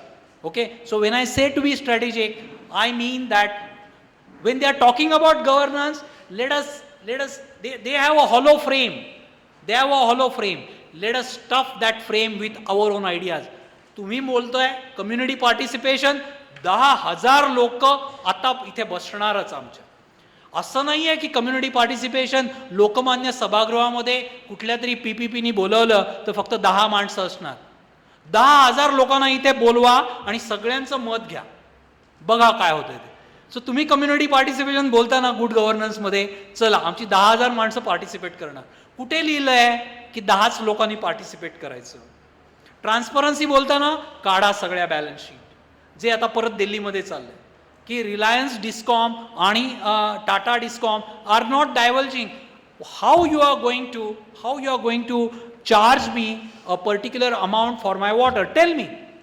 Because my increasing water tariff, my increasing electricity tariff, my increasing urban transport bill is eroding my standard of living. I am unable to purchase ice cream for my kid because I have to pay a higher amount. It is directly proportionate to that. My enjoyment of life, my standard of living is directly or rather inversely proportionate to the amount which I am forced to expend on the essential services. That is why I should know. That is why I should know. There are many such examples. For example, in Latin America, we have less time, but anyway, those who are interested in PPP, those who are interested in infrastructure or PPP in infrastructure, please track what has happened in Latin America. I can vouch, in our country we are talking about LPG, liberalization, privatization. Let me tell you, nothing has happened in India as far as privatization is concerned, as compared to Latin America. Nothing. Comparative. In Latin America, the entire infrastructure sectors were privatized in 80s. So Latin America was the major backyard, the major experimental lab of the global capital in 80s. And that is why the entire backlash has come in mid-90s after 20 years. Many Latin American countries, the electoral citizens gave or elected the left of center governments, which is a backlash of the neoliberal economic policies which were pumped down upon, which were thrust down upon the Latin American countries. So coming back, there was a concrete example which I would like to share. In Latin American country, I forgot the name of the city, but there was a multinational water company, either it is a Suez or Thames. The Suez is, I think, French, Thames is a British water company, a multinational company who is in supply of urban water. In India, we have not even heard about it. They are coming, they are dabbling in Nagpur when Nitin Gadkari was around. They are also coming in Mumbai at just 6 months for some surveying and that kind of thing. I think Suez or something is coming. But there are multinationals who are in drinking water. They are listed companies. Their balance sheet is of the size of billions of dollars. These Indian citizens cannot even think of. That is what I said. Nothing has happened in India as far as privatization of infrastructure is concerned. It had just began. So coming back to the Latin American city, the Thames was supplying the urban water in that particular city. And when they realized that last 2 years, their profit margins have started eroding, because as I said, they cannot increase revenue. Revenue has two legs. One is the consumption, other is the tariff. So they cannot ask citizens to consume my more water because I am a MNC. I am a urban water MNC and I want to book profit, so you start consuming more water. You can't do that. You cannot increase tariff because it has a social political backlash. So the Thames or Suez realized that there is an erosion of their profit margin. What they did is they reduced the cost which is being incurred on the purification plant. Okay, purification plant. That is the only way, because they were not sacrificing, they were not interested, they were not willing to compromise on the minimum rate of return which they have in mind when they invested, whether it is a 15% or whatever. And when they realize that is eroding, they reduce the cost of the purification plant. As a result, the undesired compounds in the urban water in terms of magnesium and calcium compounds increased, and which were not very healthy for the human body. And after 6 months or a year, the waterborne diseases were noticed that they are increasing. And when they diagnosed that, they could trace back that it is because of the higher percentage some PPG or whatever is the percentage they calculate, that the higher percentage of undesired elements which is causing those diseases, and the lot of agitations took place, and the MNC was on, then the PIL was filed in the court, and the MNC was on record pleading that we couldn't help ourselves in reducing the purification cost because we were to maintain the profit margins. You understand what I mean? So these are the things. Unless you participate, what is the composition of the water which is coming through my tap? No, you can't rely on bureaucracy. You can't rely on the corporate. If you have to take care of your health, if you have to take care of your own body, if you have to take care of your whole, the health of your kids, I don't mean every individual should go with a sample like we go to the pathological lab with our urine.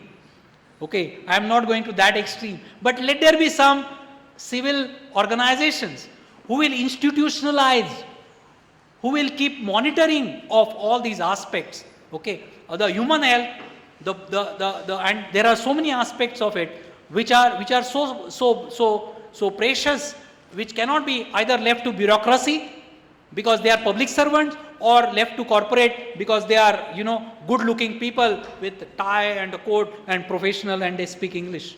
There are so many things which are so precious which should not be delegated to anyone else, and that is where the space for community participation comes in. I am just giving you one concrete example of Latin America. Yes, few more questions? Yeah.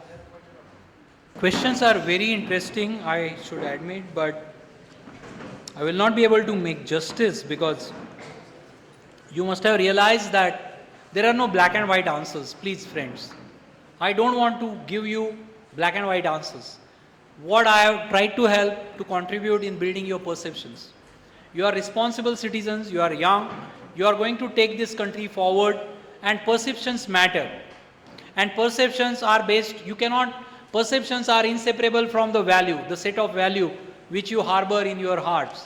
Okay, so everything is linked with everything else. So keep it in mind, and the questions which you have sent it to me are extremely interesting, but will require a lot of time. One sec, let me pick up. Yeah, can you elaborate a bit on social cost benefit? For example, again I will tell. I use the term ring fence. No, I will give you another concrete example. When a urban transport service starts from a central business district in a city to the outskirts of the city, many of you would have realized it, would have seen it. Those buses are half empty, right? Many buses which are plying from the core of the city to a distant place, which are normally on the periphery of the city, are half empty, and as a result of which are uneconomical. Now the question is whether the thinness, the spares houses which have come up on the periphery is the reason for the bus service, or lack of bus service is the reason for the houses which are not coming in that area. Are you getting me? What should come first? It's a chicken and egg story. So if the Sarvajanik service starts a bus which is punctual, which is regular, the builders, the people will go in that area and start purchasing houses. Okay, so what should come first? Whether the bus service should come first or the houses should come first. Okay, so the point is that the infrastructure service is not to be compared with the industrial activity or a commodity, and that is about the political jhagda. Whether the infrastructure service is amenable for commodification is the better issue.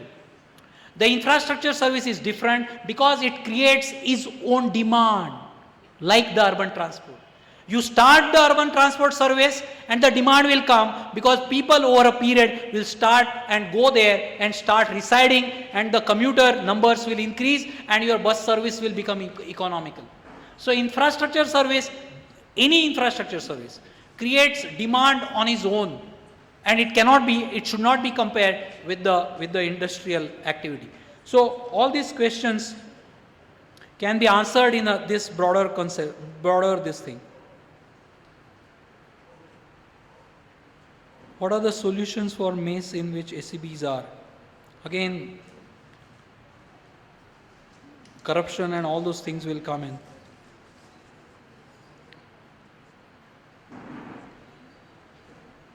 Capitalist countries fared well while state-controlled countries failed. Is it still relevant to push for PPP model? Though here again a good question. All questions are good, I should appreciate. And you have really responded to Vijay sir's plea that, the Sanjeev sir should go back. I have addressed to a good crowd of students and you have really withstood with that. I am very happy. Very good questions. The question is not about capitalist versus what state-controlled economies like Soviet Union. There has to be India-specific solutions. There has to be India-specific solutions, particularly a country like ours, with such a diversity and such a mammoth population. We will have to have our own models. Just because Europe has done something, or just because Soviet Union has failed, the question that the two-thirds of our population, of the population still struggling with their basic standard of living, how that can be overlooked. Okay, so it is not about failure of a Soviet model. We will have to have our own models, which will again I will say, that's what I stated. I do not want to reject the global capital based on my strategic positioning. I will oppose the global capital maybe after 50 years. Okay, I may not be there, you will be there, certainly. But once there is a people-centric political movements, if there are people-centric electoral politics, then the global capital can also be used. I am not against capital per se. The question is whether the political economy is capital-centric or whether the political economy is people-centric. What should prevail? Whether the profits will prevail or people will prevail. Okay, these are the axes and these are the core axes. You look at these issue, you look at the political economic issue, whether it's about infrastructure, whether it is about PPP, the core issue is about people versus profit. Okay, it is about whether the capital is serving the society or whether capital is serving the society. Okay, these are the issues. So coming back to capitalist countries model or Soviet model, I feel we have to learn lessons. We are not going to back. I will not recommend, I will not subscribe to any political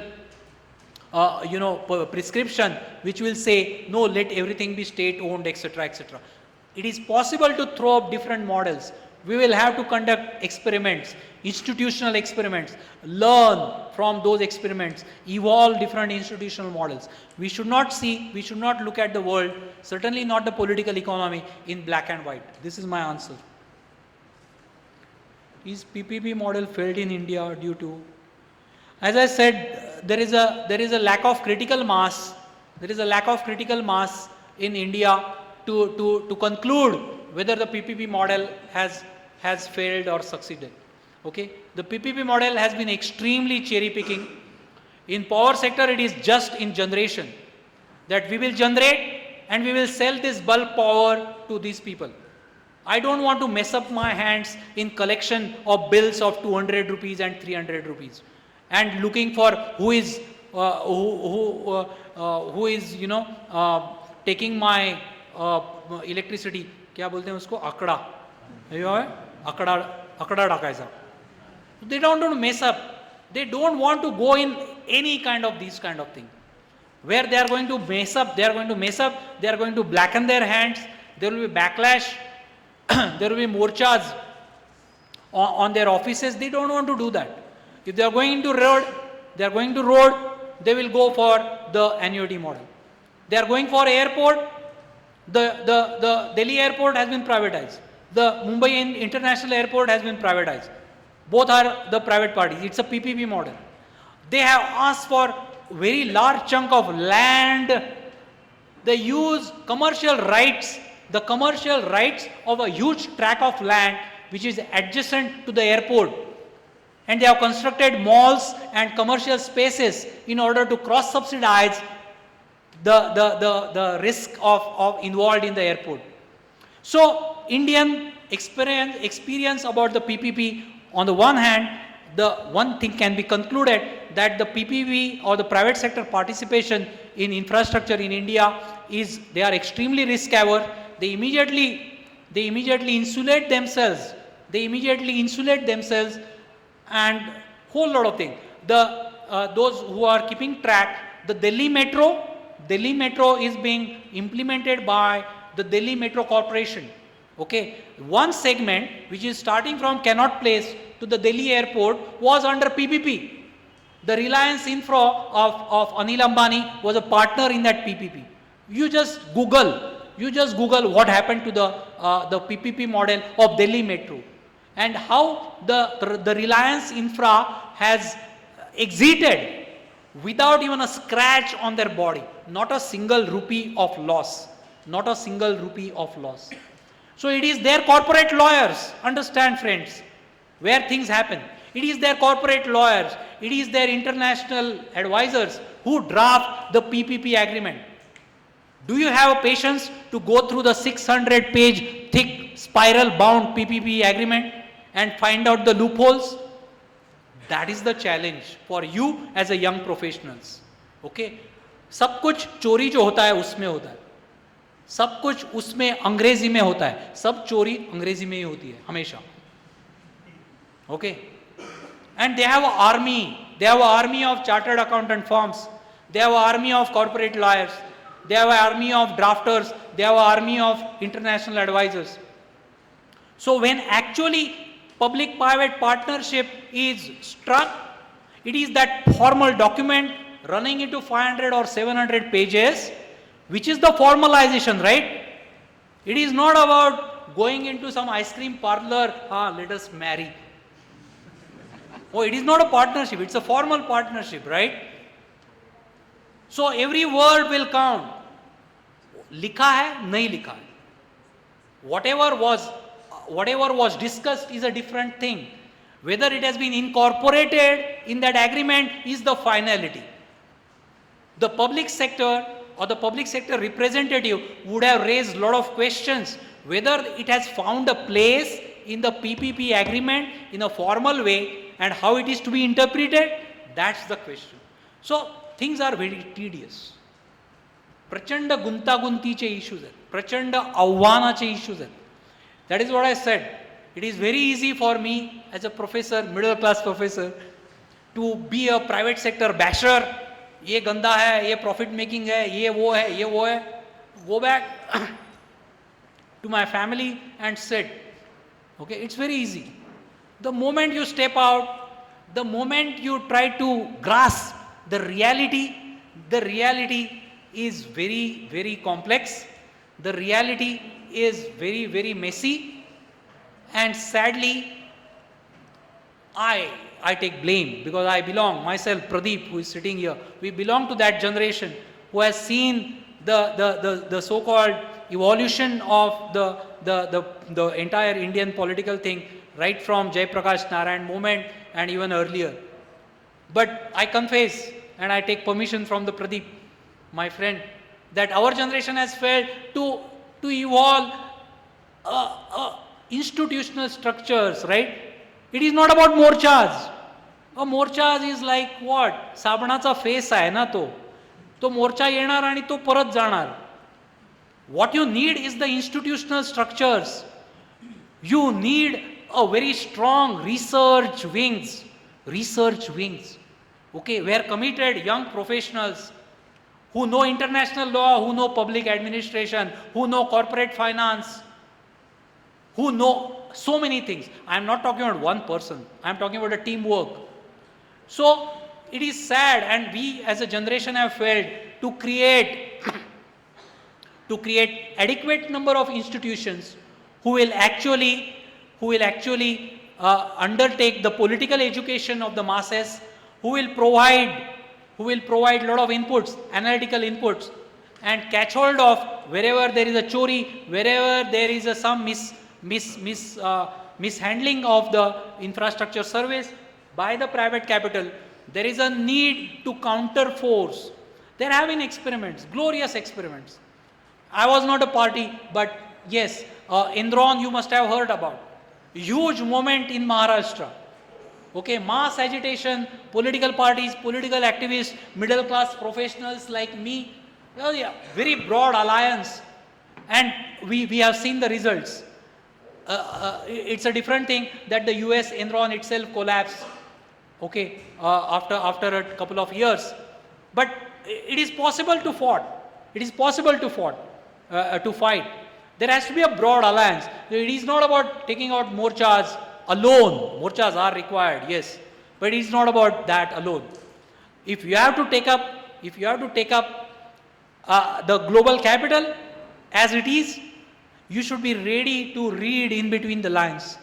You should be ready to read the English text which is in the font 6, okay, not even 8. Font 6 in italics, footnote mein likha hoga.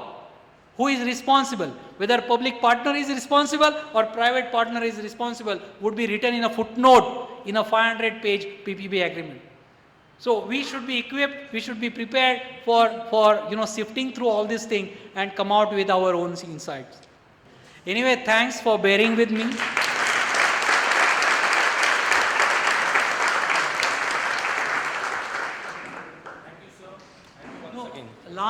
Last this thing is, my mail IDs are there. So you can, if you have any genuine questions and you would like to engage, particularly on this, infrastructure, PPP, governance, these are the issues. Okay, whether you are following it or not, but these are the issues which is going to occupy the central stage in our country. I can assure you that. So anyone who wants to have any query or want to engage with me, please send it by mail. Okay. Thank you. Thank you for having had taken time from a busy teaching schedule, having had come down to Pune, I presume on a holiday, and then being generous enough about letting you communicate with him as far as any further questions that you might have about the same is concerned. As he rightly said, endless number of questions are never going to come to a close, never going to come to a meaningful close. पर दो तीन चीज़ें जो बहुत ज़रूरी है जो उन्होंने कही, I'll just sort of round them up before I say my final thank you to everyone. One, there's this idea that governance is some sort of post-political, post-ideological phenomena which doesn't concern itself with anything that is called as ideology या politics. मतलब एक बहुत ही pure, pristine किस्म का चीज़ है जो politics के परे हैं, जो ideologies के परे हैं, जो तमाम चीज़ों के परे हैं. And as he rightly pointed out and labored it thoroughly, it is not so. It's thoroughly, in some way or the other, networked in a whole mesh of politics, in a whole mesh of ideologies. You might not understand it, but it's definitely over there. And as he rightly made a point about it, the word comes from this word government. What's very interesting is, jab tak we didn't come to the 1990s and thereafter, we knew just one word as a derivative of government, which was a verb called as to govern. But post 1990s, we have come to know of this new noun that is called as governance. And the verb to govern and the noun's governance are completely different from each other. They are like thoroughly separate from each other. हर वो चीज़ जो noun govern करता था 90s के पहले, sort of ऐसा माना जा रहा है कि नहीं, उसकी कोई ज़रूरत नहीं है, governance can take care of everything.